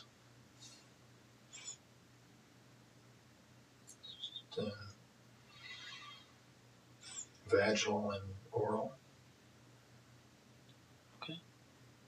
Oral. Who was performing the oral sex?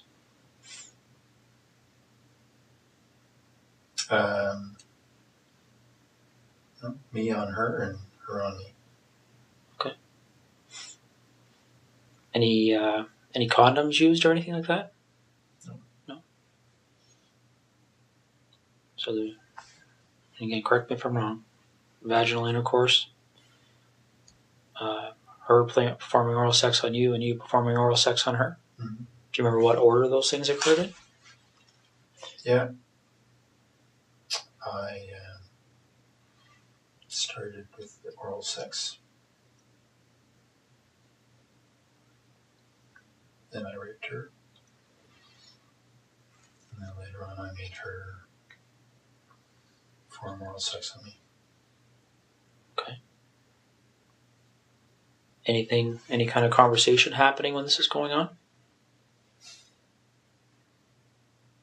Yeah, a little bit. What was being said? Well, I threatened her before I had her perform oral sex. What did you say? Well, I put a zip tie around her neck. I said that I would pull it if I didn't like what she would do. Okay. So she did what you told her to do? Mm-hmm. Any issues there? Any reason to pull it? No. So, do you remember if you ejaculated at that point? Or at any point? Not at that point, but later on. Okay. So, the oral sex finishes, and then what happens next?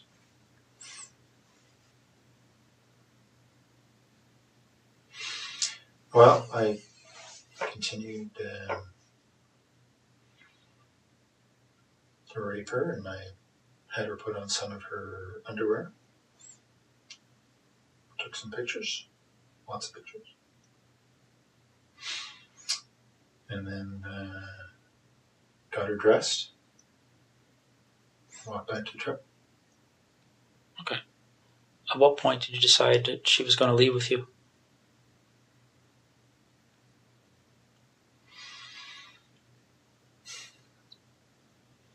I'm not sure. That wasn't necessarily always the plan. But at some point, I was there for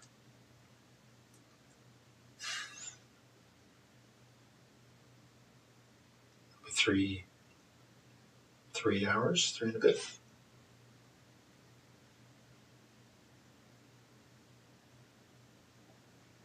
Okay. Do you remember the conversation about leaving? Was there any... Did she say anything about that, or what was she saying to you? She was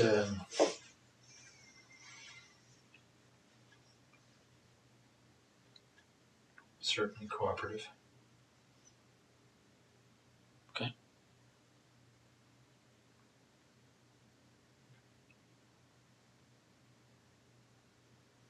Cooperative can mean a number of different things. Was she excited about leaving with you? I mean, I don't want to be sarcastic, but No, she just didn't put up too much of a fuss.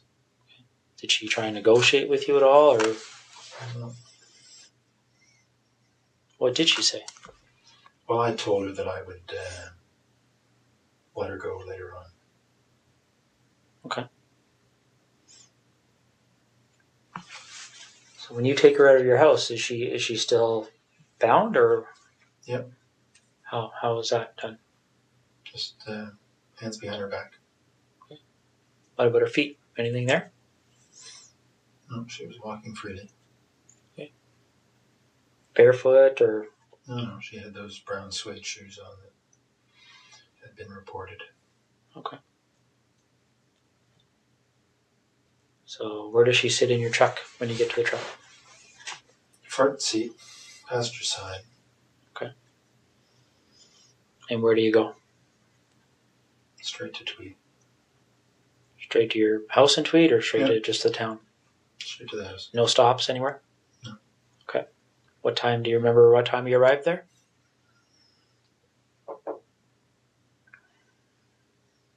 I don't exactly, but I'd say between 4:30 and 5:30.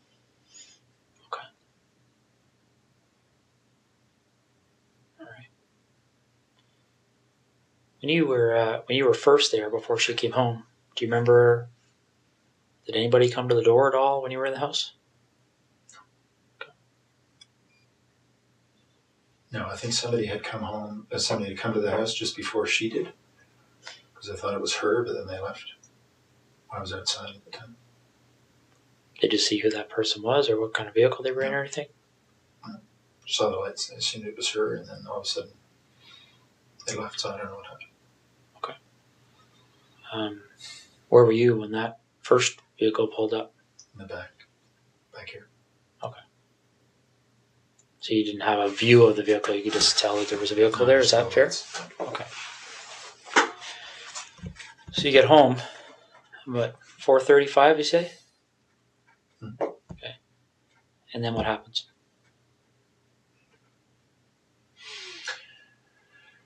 Well, she would go to the bathroom and quick shower, wash her. Then we went into my bedroom and went to sleep a little bit. She was tied up. How was she tied up at that point? Hands behind her back. I put tape over her eyes from the beginning. So that's what she did. Okay. When they find her, is that tape going to be there? Or was it ever removed? No, I removed it. Okay. What kind of tape? Duct tape. All right. The duct tape that you used, where's that roll? It's all gone. I used the rest of it to bind her body. So, by all gone, is it with the body now? Mm. Okay. So you said, who went to sleep when you came home? You had a shower, or she had a shower? Well, we both got in. I washed her off after she'd been to the bathroom. We both went to sleep, but she was tied up, and I tied the rope. So I could fall asleep a little bit, and she could move without waking me up. I'm trying to picture how that would be. So the rope's tied to what on her? Just tied her hands behind her back. Okay. And then the rope just wrapped around me a couple of times, so there was no slack. Okay. Do you remember how long you slept for? Not long, maybe a couple hours. Do you know if she slept? I don't know. Okay. So you wake up and it wasn't, we were up and down.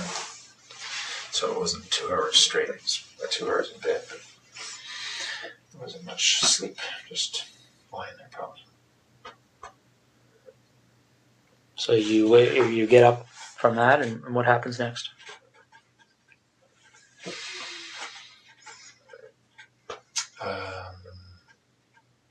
She had a seizure, actually. She felt it coming on, and because she'd had some before. Lasted quite a while. Got her dressed into the family room, and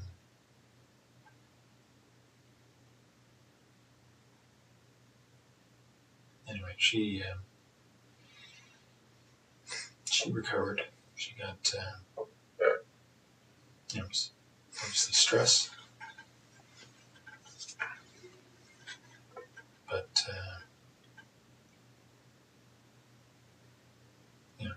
probably went on for about 15 minutes. Part of it.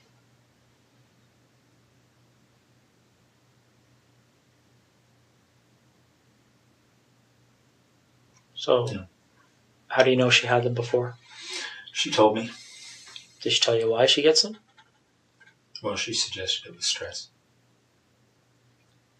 Yeah, so she felt herself start to tense up and said she thought she was going to have a seizure.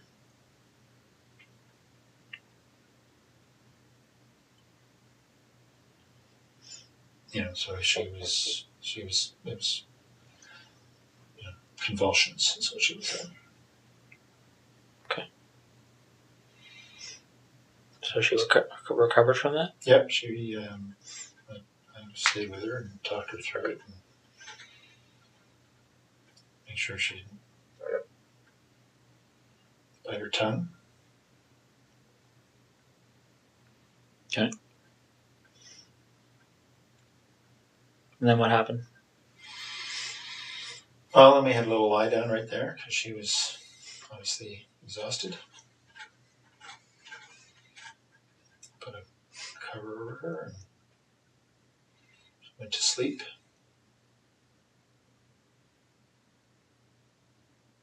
Wait for an hour or so. And I had told her earlier that before I let her go, I wanted to take some pictures of her in her underwear. And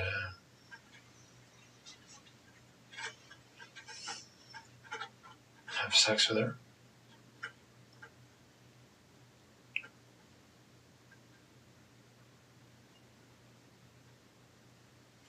So after she'd had a rest for an hour or so, I had her put on a number of different outfits she had. I'm sorry? Put on a number of, pairs, panties, bra that she had. Okay. Taken from the house. So she put those on and I took pictures. Okay. Are you in any of these pictures?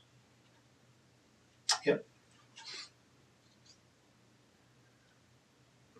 What kind of images are you in?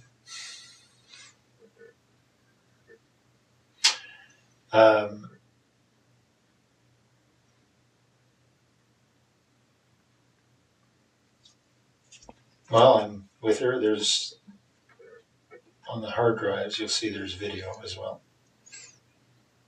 So there's video of the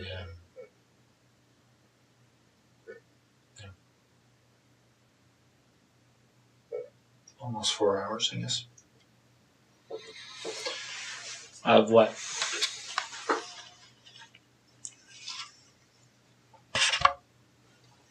Well, of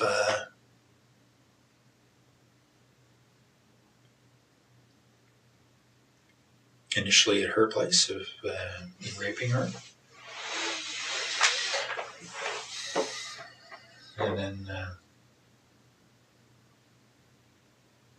so I was running the video and then taking still pictures. So the video pretty much covers everything. Did you use video at other places? At Marie France's as well. Okay. And is that video on the hard drives? Yep. Same type of activity? Yep. Okay. Well, I didn't have her put on any stuff. Okay. So Jessica poses for these pictures and there's videos and then what happens?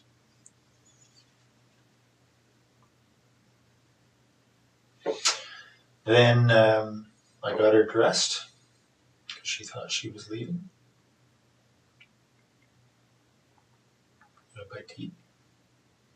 Fruit. And then as we were walking out, I struck her on the back of the head. Okay. When did you decide to do that?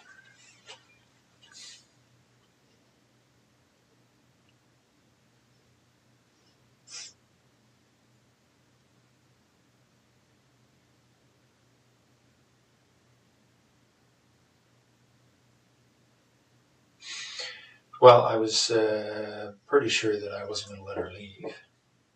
But,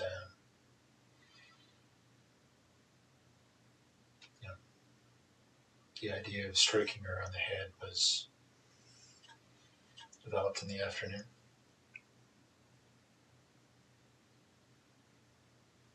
And what was that strike supposed to accomplish in your mind? What was the intent of doing that? Well, I thought I would be able to knock her out, and then I was going to strangle her. Okay.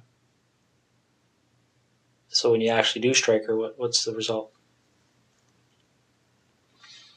Her skull gave way a little bit. Felt like. And there was a lot of blood, so I think that's what happened. She was immediately unconscious.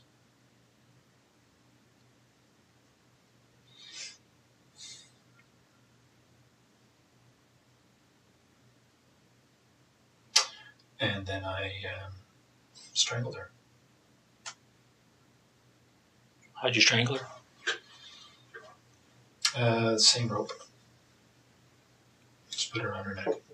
Okay. While she was unconscious.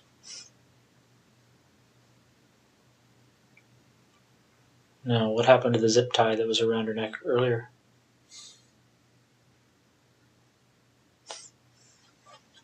I took it off.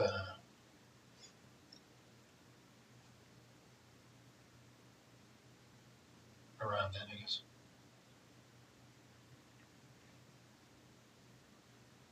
Did you take it off before you put the rope around her neck, or after, or do you remember?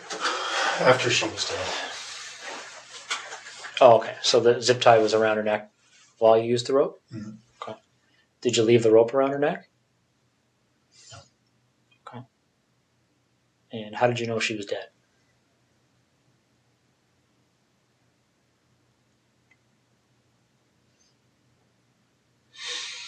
She,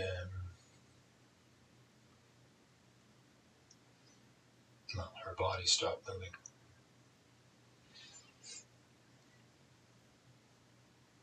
Okay. So what did you do after that? I bound her up to a fetal position.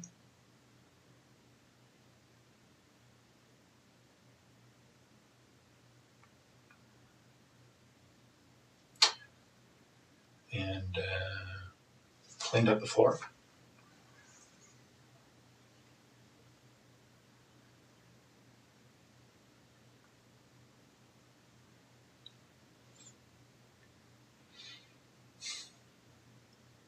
No, you say you bound her up. Are you referring to the duct tape that you talked about earlier? Yeah.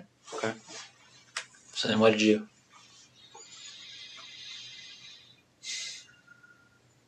I put her in the garage. It was very cold.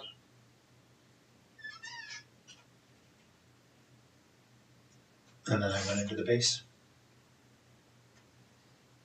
Okay. Why'd you go to the base? Pardon me? Why'd you go to the base? Because I was flying early the next morning. Okay. So what time did you leave to go to the base? Well, I told you about between 9 and 10 or so. On the Friday night? Yeah. Okay. So you fly, and Then I drove home to Ottawa. so which night would you... Saturday night. So you land, and what time are you landing? 6:30. Okay. Saturday night. Did you go by the house in Tweed on your way to Ottawa? Or? No. So you drove straight home to Ottawa? What time did you get there at? Do you remember? Sometime before midnight. I can't quite remember, but I think I went in the office first, did some work. So I think I got home to Ottawa just before midnight, something like that. I think. Not sure. I slept for a little bit at the Tim Hortons in Brockville. So it might be later. I honestly can't remember when I got to Ottawa, but Okay. Yeah. Midnight-ish, Saturday. Mm-hmm.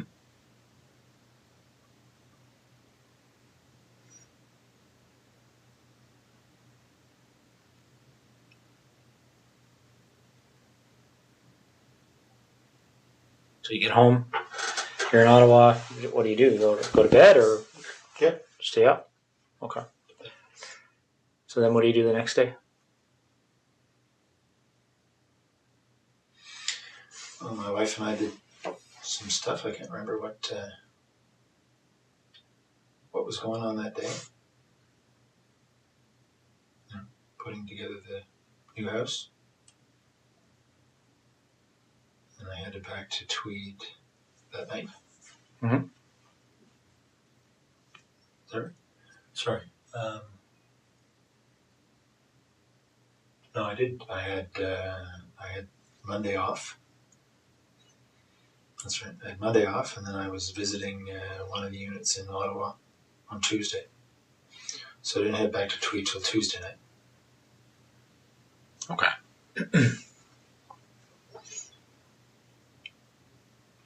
So you get back to Tweed, and what happens next? I took Jessica's body to that spot. Okay. That happened on Tuesday night? Just this past Tuesday, obviously. Yeah. Okay. Do you remember what time that was? It was pretty late. It was midnight-ish. I'd say between midnight and 1 on Wednesday morning. Okay. What made you decide to measure that distance, that 0.7 kilometers? That's just the way I am. Numbers. I have to know the numbers. Okay.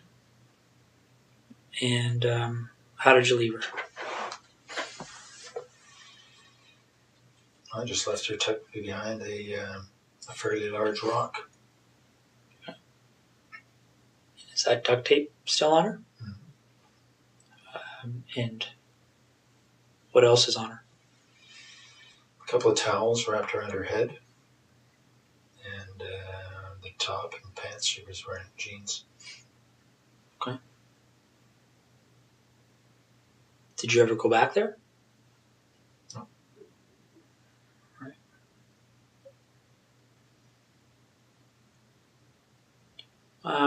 What other type of cleaning and things like that did you do? Anything else to kind of cover your tracks you can think of? I vacuumed the house and I wiped the floor, washed the floor. Okay. What about your truck? Did you do anything with that? Just washed today because it was a mess and vacuum. Okay.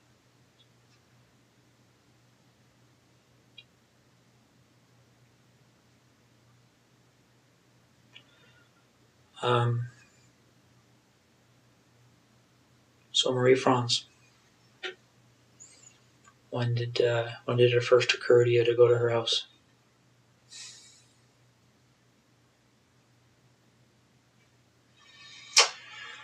Well, probably in October, November, not quite sure, but somewhere in that time frame.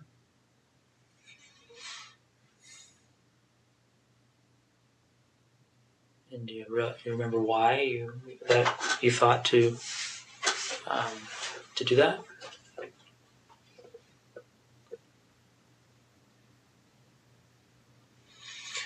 Well, she had said she lived alone when the one time I met her. Mm-hmm.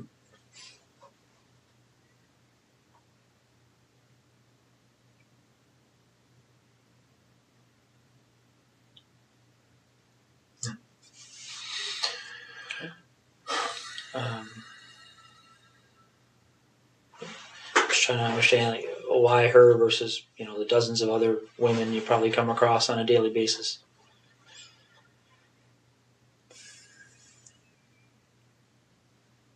I don't know.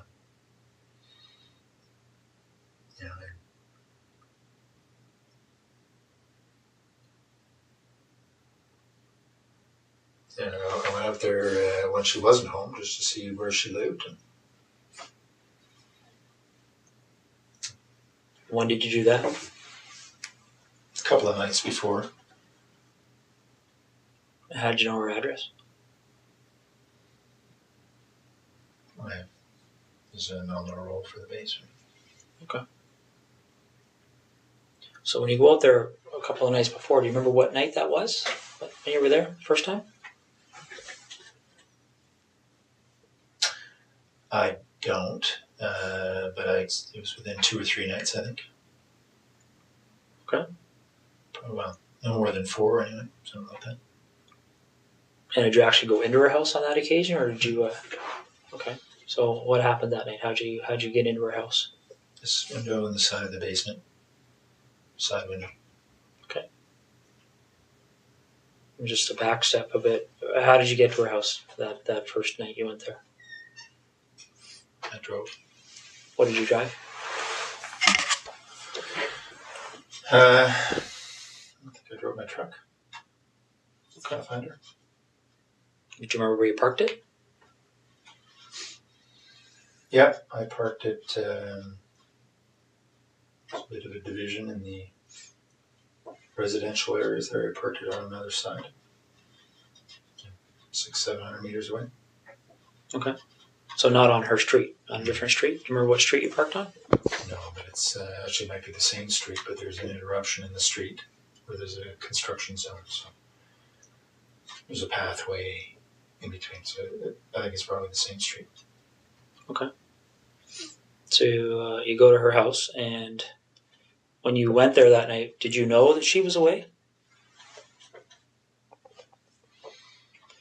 I'm not sure if I knew entirely, but I think I thought she was away. Okay. Is that based on her schedule, or how would you know that? Well, because I fly with the squadron, I have access to the schedule, and Okay. it's a slightly different schedule she has, but that's probably how I know. You don't know for sure? I think that's probably how I know. So you go to her house, and what do you do that night, the first night? I looked around and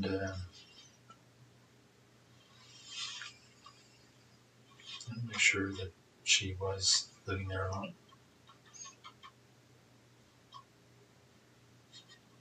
And I'm sorry, did you say, I can't remember if you said, how did you get in? Same way. About side basement window. Side basement window? Okay. Do you remember what kind of window it is? Like what made it... Well, I just noticed it was, the flashlight, I could see that it was not locked. It had been opened slightly. So I removed the screen, slid it open, went in. Okay. So you go in and you're in her house, figuring out she lives alone, and do you do anything that night? Yeah, I was playing with her underwear. You mean playing with her underwear?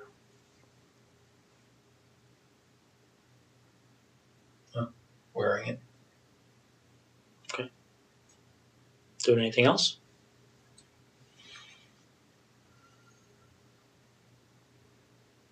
No, I didn't touch her stuff.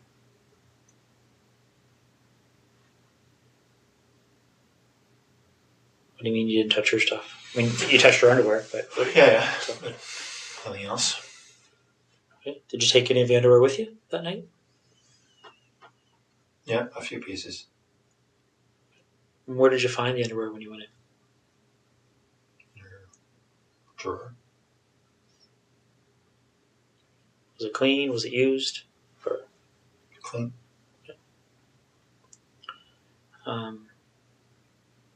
anything else you can remember doing that evening? That you... No. All right. So, after that first visit, did you return again before meeting up with her? No. Okay. So, which day did you go to her house when she was there? Well, the night before I went to Ottawa, so I think that was Monday night. All right. So let's walk through that. What time do you think you got there? About 11 or so, probably. 10:30, 11. Okay.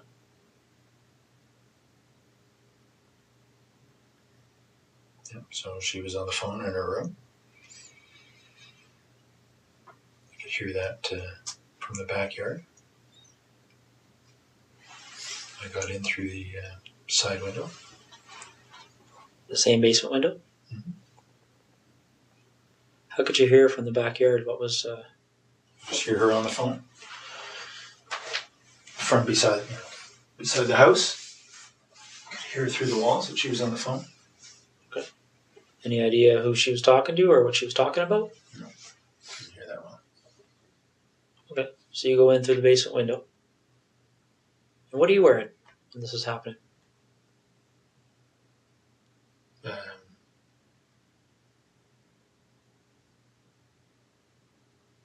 sweatshirt and Dockers, I guess. And the 2 pieces on my head. Okay.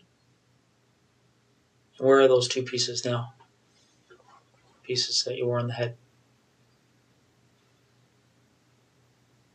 They're probably in my bag, in my luggage bag in Edison in the bedroom. What's your luggage bag look like? It's a blue duffel bag type thing. It's right beside the bed. Okay. Is it the only blue duffel bag in your bedroom? Mm-hmm. And these pieces, what do they look like again?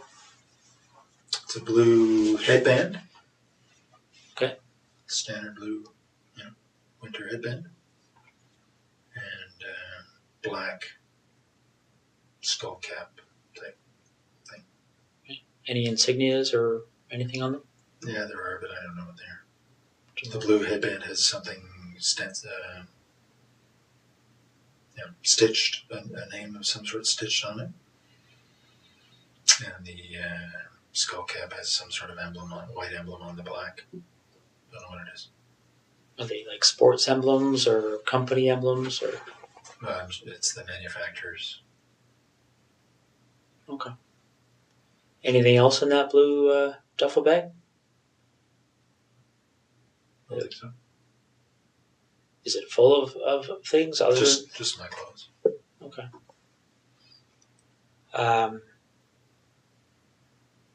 So you go in. Do you remember what you had on your feet? In the house there? When you went to Marie France's house? Probably running shoes.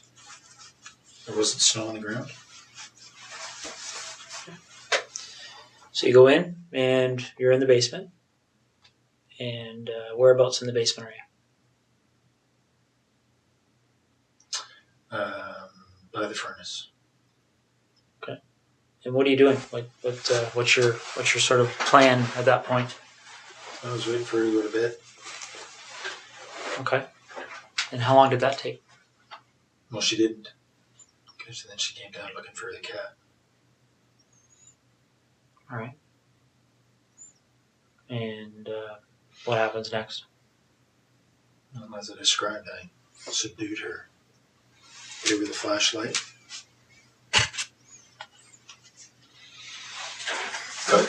Essentially, wrestled her to the ground and tied her up.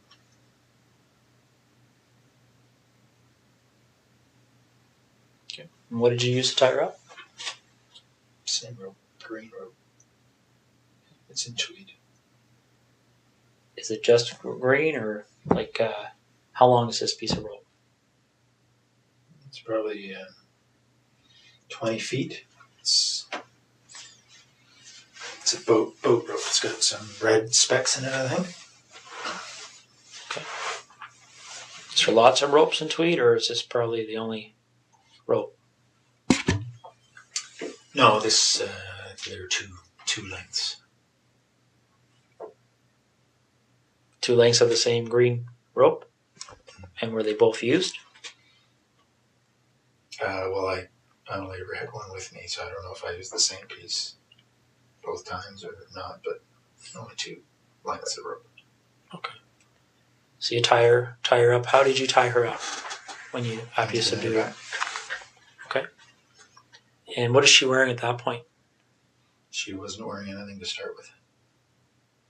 So when she came down to the basement, she had no clothes on? Mm-hmm. She had some sort of a shawl over her shoulder. Okay. She immediately dropped when she saw me. Did she say anything when she saw you? She did. She called out, "You bastard." Okay. And then what happened? Then I subdued her as I described. By hitting her with that red flashlight? Mm-hmm. Okay. Although they were more glancing blows. Cut her skin, but weren't doing much else. Okay. She fell over, and then I subdued her. She tripped. How did you tie her at that point? Like, I know you used the rope, but what did you tie her up like? Just told her to put her, I pulled her hands behind her back and just tied her wrists together. Okay. And then what happened after that? Then I took her upstairs.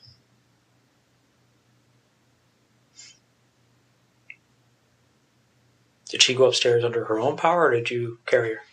No, she passed out on the stairs. And then I carried her up. Why do you think she passed out? I expect from the hits to her head. So you carried her up to where? To her bedroom, put her on the bed. Okay. And then what happened?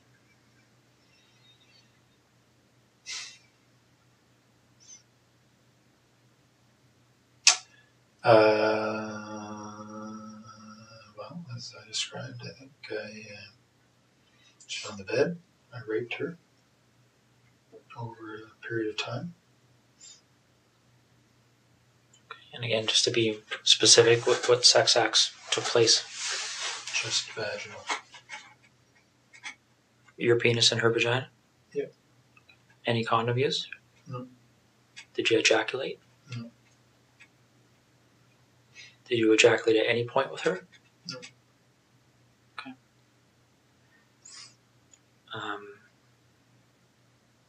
But just before I forget, I think I asked you, don't mean to bounce around on you here, Russ, but with Jessica, I asked you about ejaculation. You said you didn't at that point. When did you ejaculate with Jessica?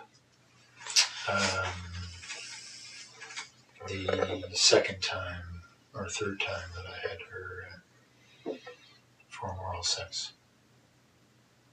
And was that at her residence or yours? Hers. Okay. Any other times that you ejaculated with her? Okay. When you ejaculated with Jessica, did you use anything to clean up, or? No. What happened to the ejaculate? She swallowed it. So getting back to Marie France, it's just straight vaginal sex, no condom, no ejaculation.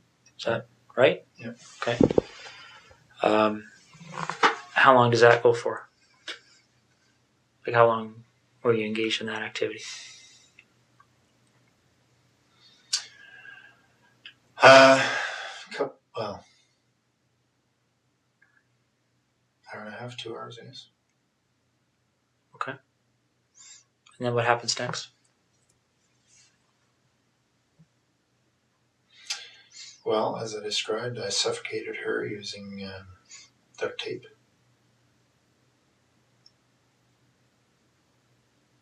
Why did you decide to do that?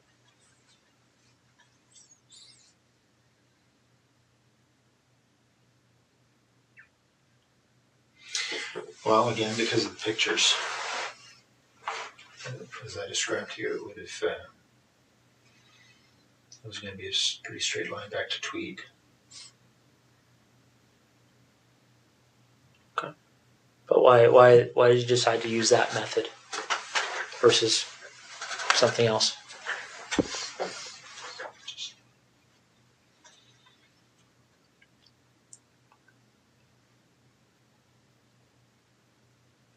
I had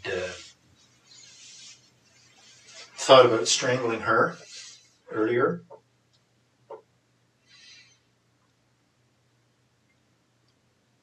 That's on the video. What is?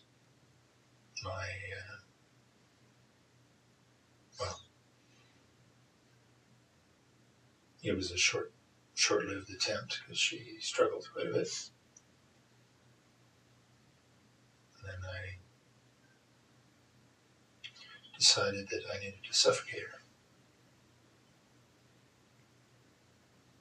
So there was a short-lived attempt at strangling her. And what's on the video, the suffocation or the strangling? Well, just me putting my hand on her throat.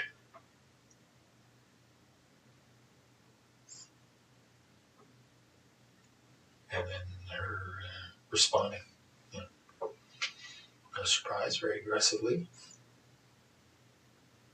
Okay. Any videos of the suffocation part or pictures of that? Now, you mentioned that you brought the rope with you. Where did the duct tape come from? I brought it. Okay. And what did you do with it afterwards? I think it stayed in tweed. What color of duct tape are we talking about? I know it comes in a variety of colors. But Gray. Gray.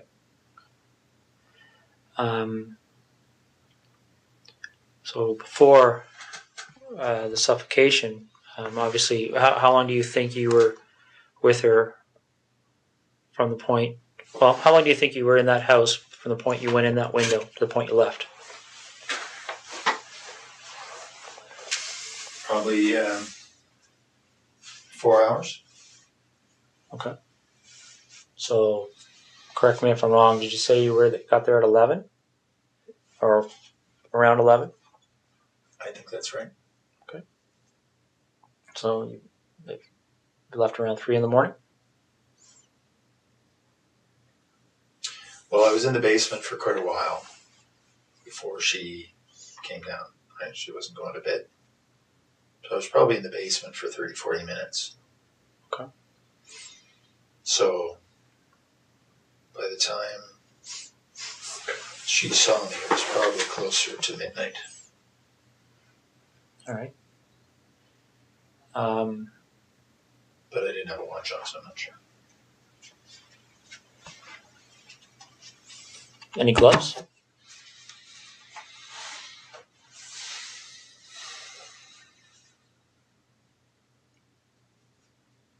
I don't think so.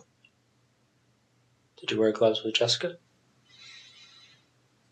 Only to get in the house. It was a very cold night. And what about the two women in tweed? No gloves. So while you're with Marie Franz, what kind of conversations are taking place? Anything she said to you stick out in your mind? No, but I taped her mouth. There's no conversation. Okay. When did you tape her mouth? As soon as I got her up to the bedroom. Why did you decide to do that? Because she was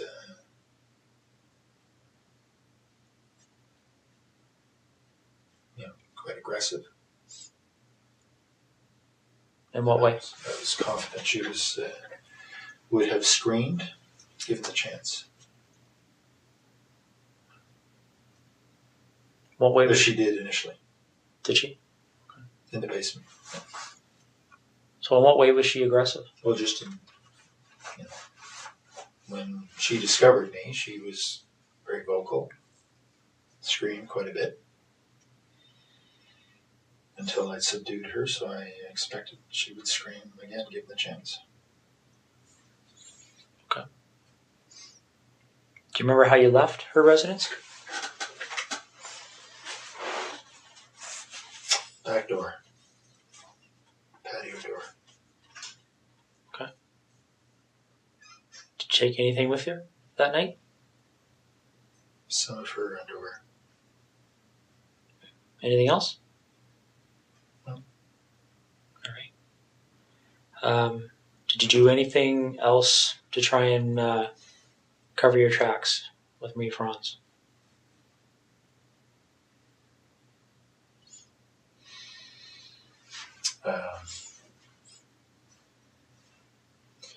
Well, I had turned off my BlackBerry before I left Trent. Other than that, no.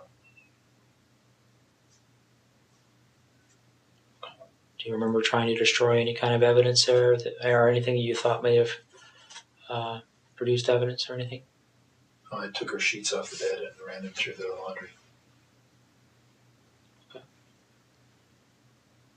Like the laundry where? In her house. Okay.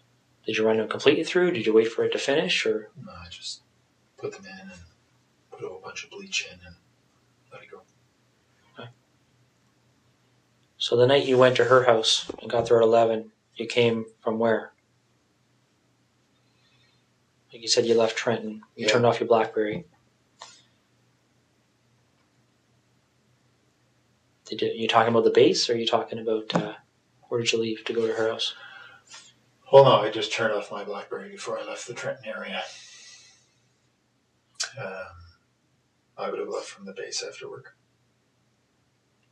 All right. What time do you think you turned your BlackBerry off? Well, it's only a half-hour drive to Brighton, so probably in the 9:30 range. Okay. Do you remember what time you would have turned it back on? When I was back on the 401 heading to Ottawa the next morning. What time would that have been? So 6 plus or minus 30 minutes. Okay. So you leave her house 3-ish. No, I think it was later than that. So the 4 hours obviously was. I think I went in about 11. Was in the basement for quite a while. Probably left her house closer to 4:30, somewhere there. Okay. And where do you go? I drove to Ottawa. Straight to Ottawa? Yeah. Did you go by your house in Tweed or anything, or did you just go straight? No. Remember what route you took? Yeah. 401. But from her place, I think I went straight north on whatever the road is that goes straight through Brighton up to the 401. Hit the 401 and headed east. Okay. And so you're going to, what's the meeting you're having that day in Ottawa? Remind me. Meeting on the C-17 acquisition project. Okay. And who ran that meeting? The project manager, Miss Sue Hale. Okay. Is that the only meeting around that time period you would have went to on that issue with Sue Hale? Hmm? There wasn't like a weekly meeting or anything like that? Okay. No, this is sort of a quarterly. All right. So the night this happened, where did you park that night? As I said, across the gravel little roadway. It's probably the same road. Okay.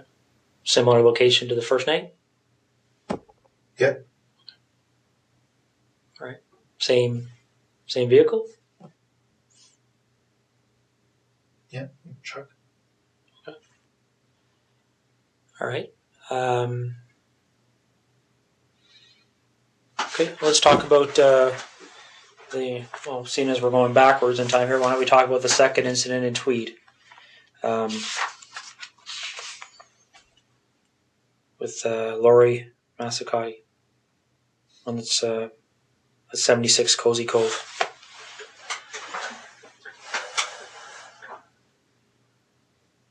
How did you decide on her? I knew she lived alone. That's it. How did you know that? She lived 3 doors down and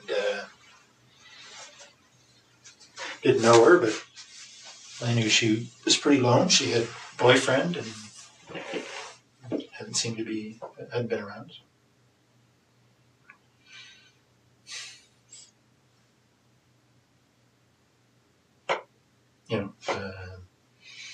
Looked in the window and she was alone. So she had a boyfriend, but he wasn't too frequent? Okay. Well, he wasn't. She told me that they were fighting, so that's why he hadn't been. Okay.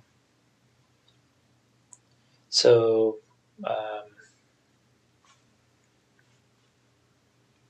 Did you look in her house before the night that this incident happened, or when did you do that? I had been in within the week, probably a couple of nights earlier. What did you do that night?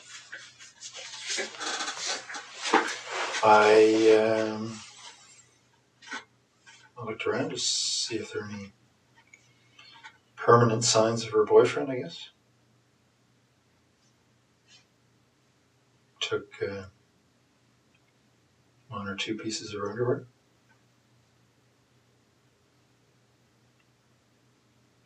That's all.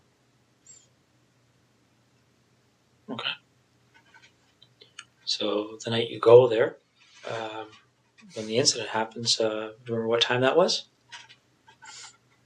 It was pretty late. I probably got into the house around midnight. She was asleep on the couch. Well, I didn't know that, but I knew she was in there. And how'd you get in, sorry? Window in the back of the house. There's a little sunroom. Was it just something you had to slide, or how did you get that? Remove the screen and slide it up. Okay. So I got into the house and she was asleep in front of the TV.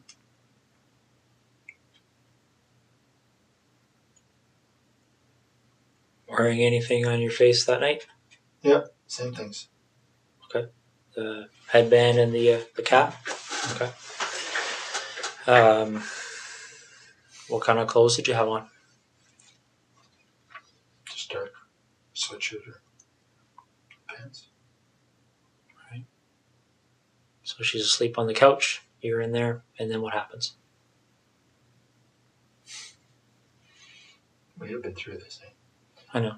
I struck her with the flashlight, thinking it would knock her out. It didn't. We struggled. I subdued her. Took some pictures. Left. It's probably in the house about 2.5 hours. It's a pretty short description for 2.5 hours. Well, we talked. I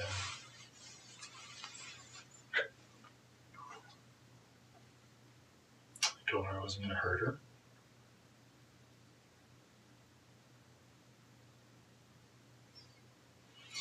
I told her that there were other guys in the house robbing her. My job was just to control her.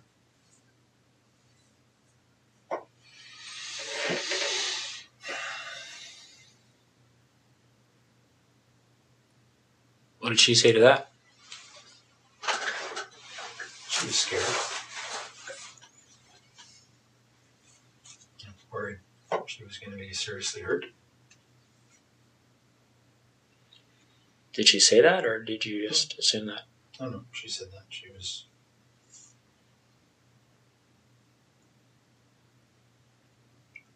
worried she was going to be killed. I said, I'm not going to kill him. What did you do with, you said you took pictures of her. Clothed, unclothed? Both.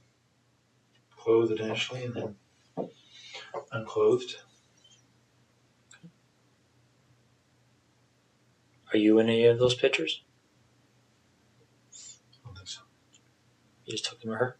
What kind of camera are you using, by the way? It's a digital Sony. You just have the one camera? Yeah. And the video camera. Also, they're two separate? Yeah. Some cameras take video, right? And where is the camera and the video camera? It's in Tweed. Is it the only camera and video camera in that house? Yep. Okay. All right. So you take pictures of her, and how do you end up leaving? Like you. I just told her to count or wait for number of minutes before she called the police. And did you leave immediately, or did you stay there for a while, see what she was going to do? Or I left. And where do you go? Home. Straight home? Mm-hmm.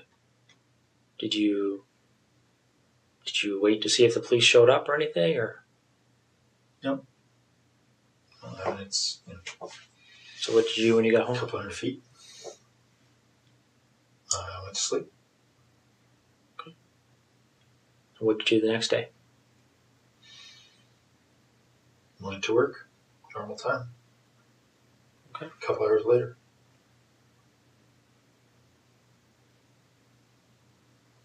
All right.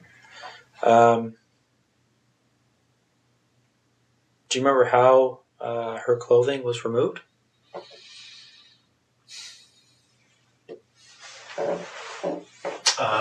Well, because her hands were tied behind her back, I think I cut off her top and then pulled off her bottom. What did you use to cut her top?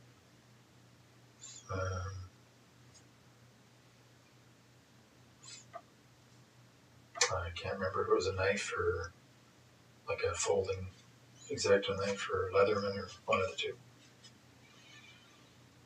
Are these items that are in your house in Tweed? Yep. Okay. Was there ever any other time you used a knife to cut off clothing or anything else? Do you remember? I cut off Jessica's top with a knife, so her hands were tied behind her back.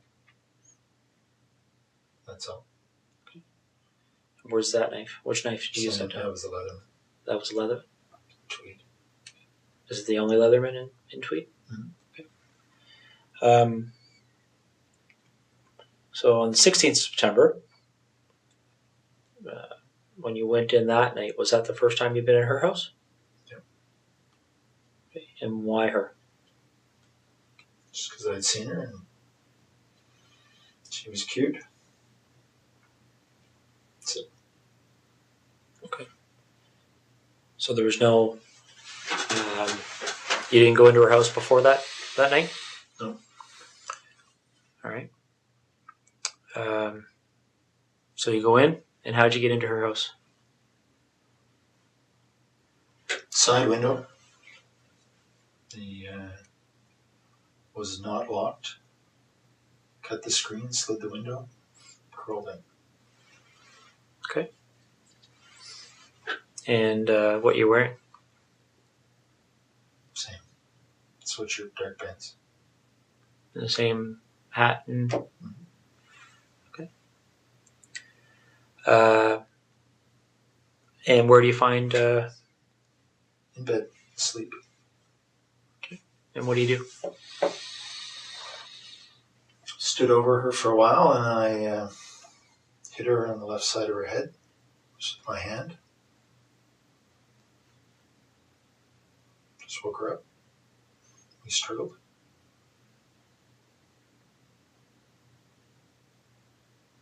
Just lay on her.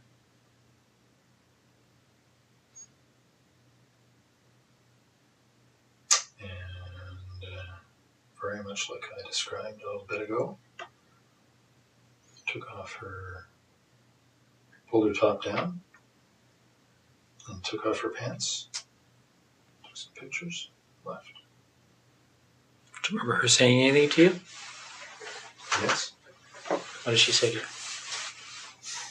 All kinds of things. She had a young baby just next door, the other room, 8 months or so. She was obviously concerned about the baby, concerned for herself. I assured her I was not going to hurt her. Physically, anyway.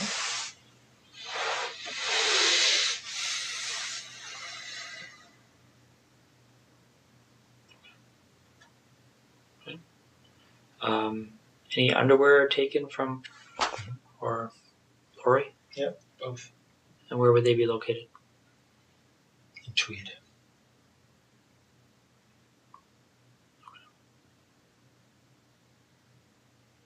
And why are they in tweed as opposed to Marie Franz and Jessica's underwear?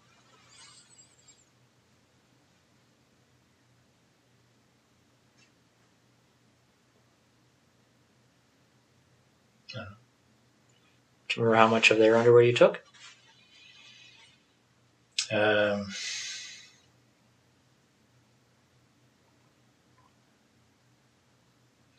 Not very much from Lori.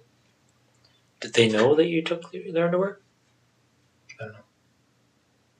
You didn't discuss it with them or anything?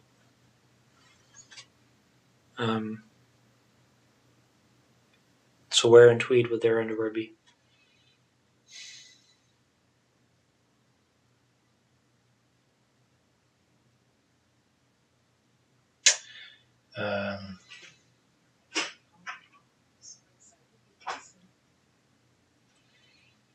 In the there's a laundry room area. Okay. Just between the house and the garage. Right.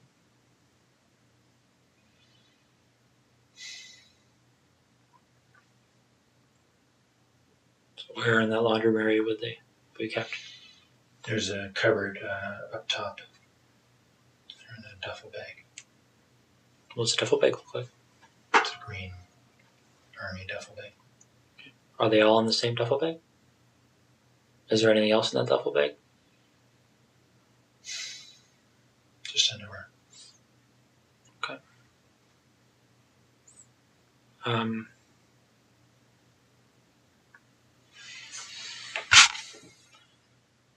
When these pictures are looked at, you talked about being in Marie Franz's underwear on the first night you went in. Did you take photographs of that?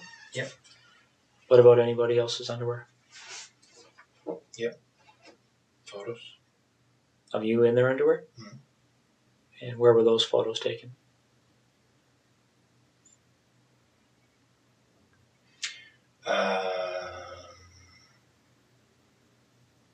Well, sometimes in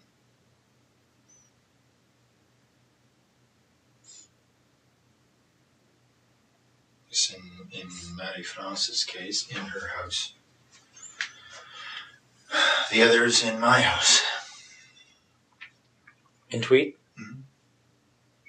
So is this a matter you would take the underwear, go back, and then at some point put the underwear on and take pictures? What about Jessica's underwear?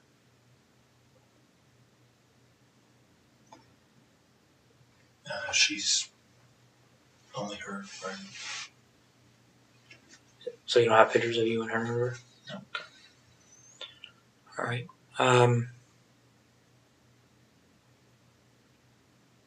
Okay. Well, I guess I just have a couple of questions for you. I mean, I'm sure there's going to be more questions, but I guess what's on my mind right now, Russ, is what made you decide to tell me this tonight?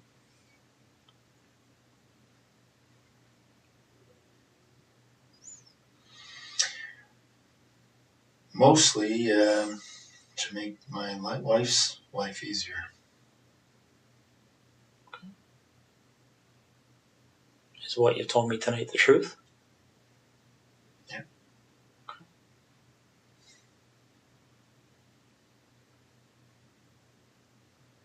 How do you feel about what you've done? Like what?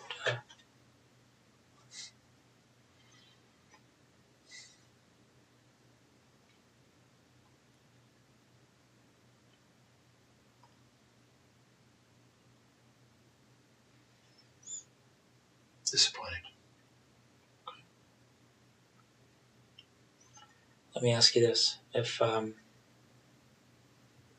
this didn't come to the point it's at right now, if for whatever reason you didn't end up on our radar, so to speak, do you think it would have happened again?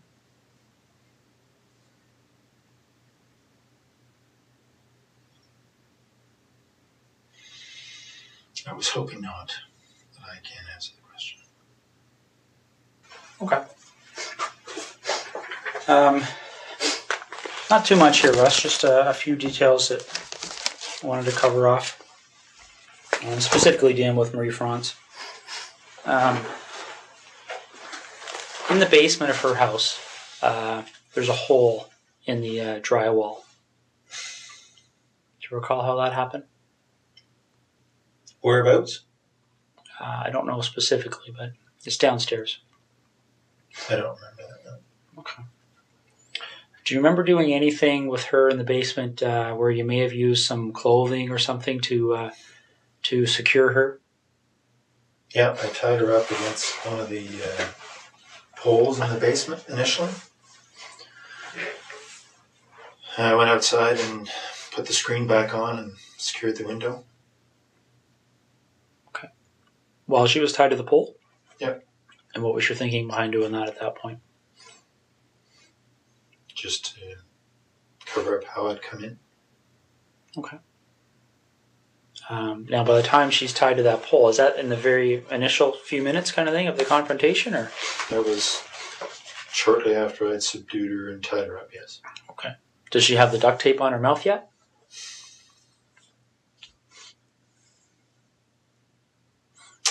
I think probably. Okay. The pictures will show it. All right. Now, in the upstairs bathroom by her bedroom, there's looks like something's occurred in there. Do you remember that? Yep. What happened there? She had passed out on the bed, and I had gone to look out the front window, see if anybody was coming. And she got up and closed the bedroom door and raced into the bathroom trying to get somebody's attention. But her mouth was taped and her hands were tied. Okay.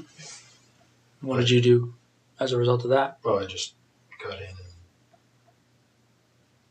subdued her again and got her back into the bedroom. Didn't do anything, just regain control of her. Okay. If I remember correctly, there's a bit of blood in there. Do you know where that blood how that would have occurred? All the blood was from the initial hits as I was trying to subdue her. Okay. Her skin breaking with the blows to her head. Okay. Do you recall blood being in the bathroom? No, actually, I didn't have the light on in there, but it doesn't surprise me. Okay. There's a pair of underwear and some socks on the floor of that bathroom that belonged to her. Do you remember how they got there? I Do you remember seeing them? see them. What do you recall doing to her breasts? It's pretty clear that there was something happened to her breasts. Do you remember what that might have been? No, I certainly touched her breasts. I didn't do anything to hurt them.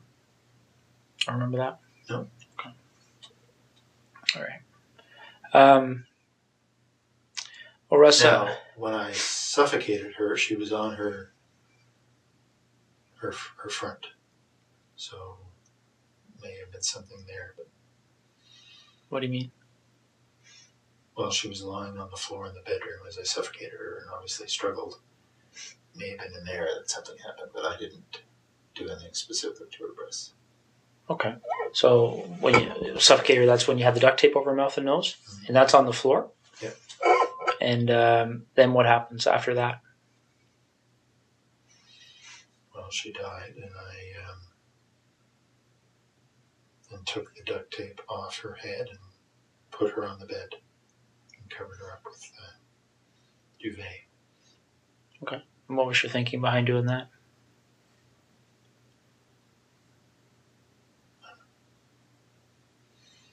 Nothing really.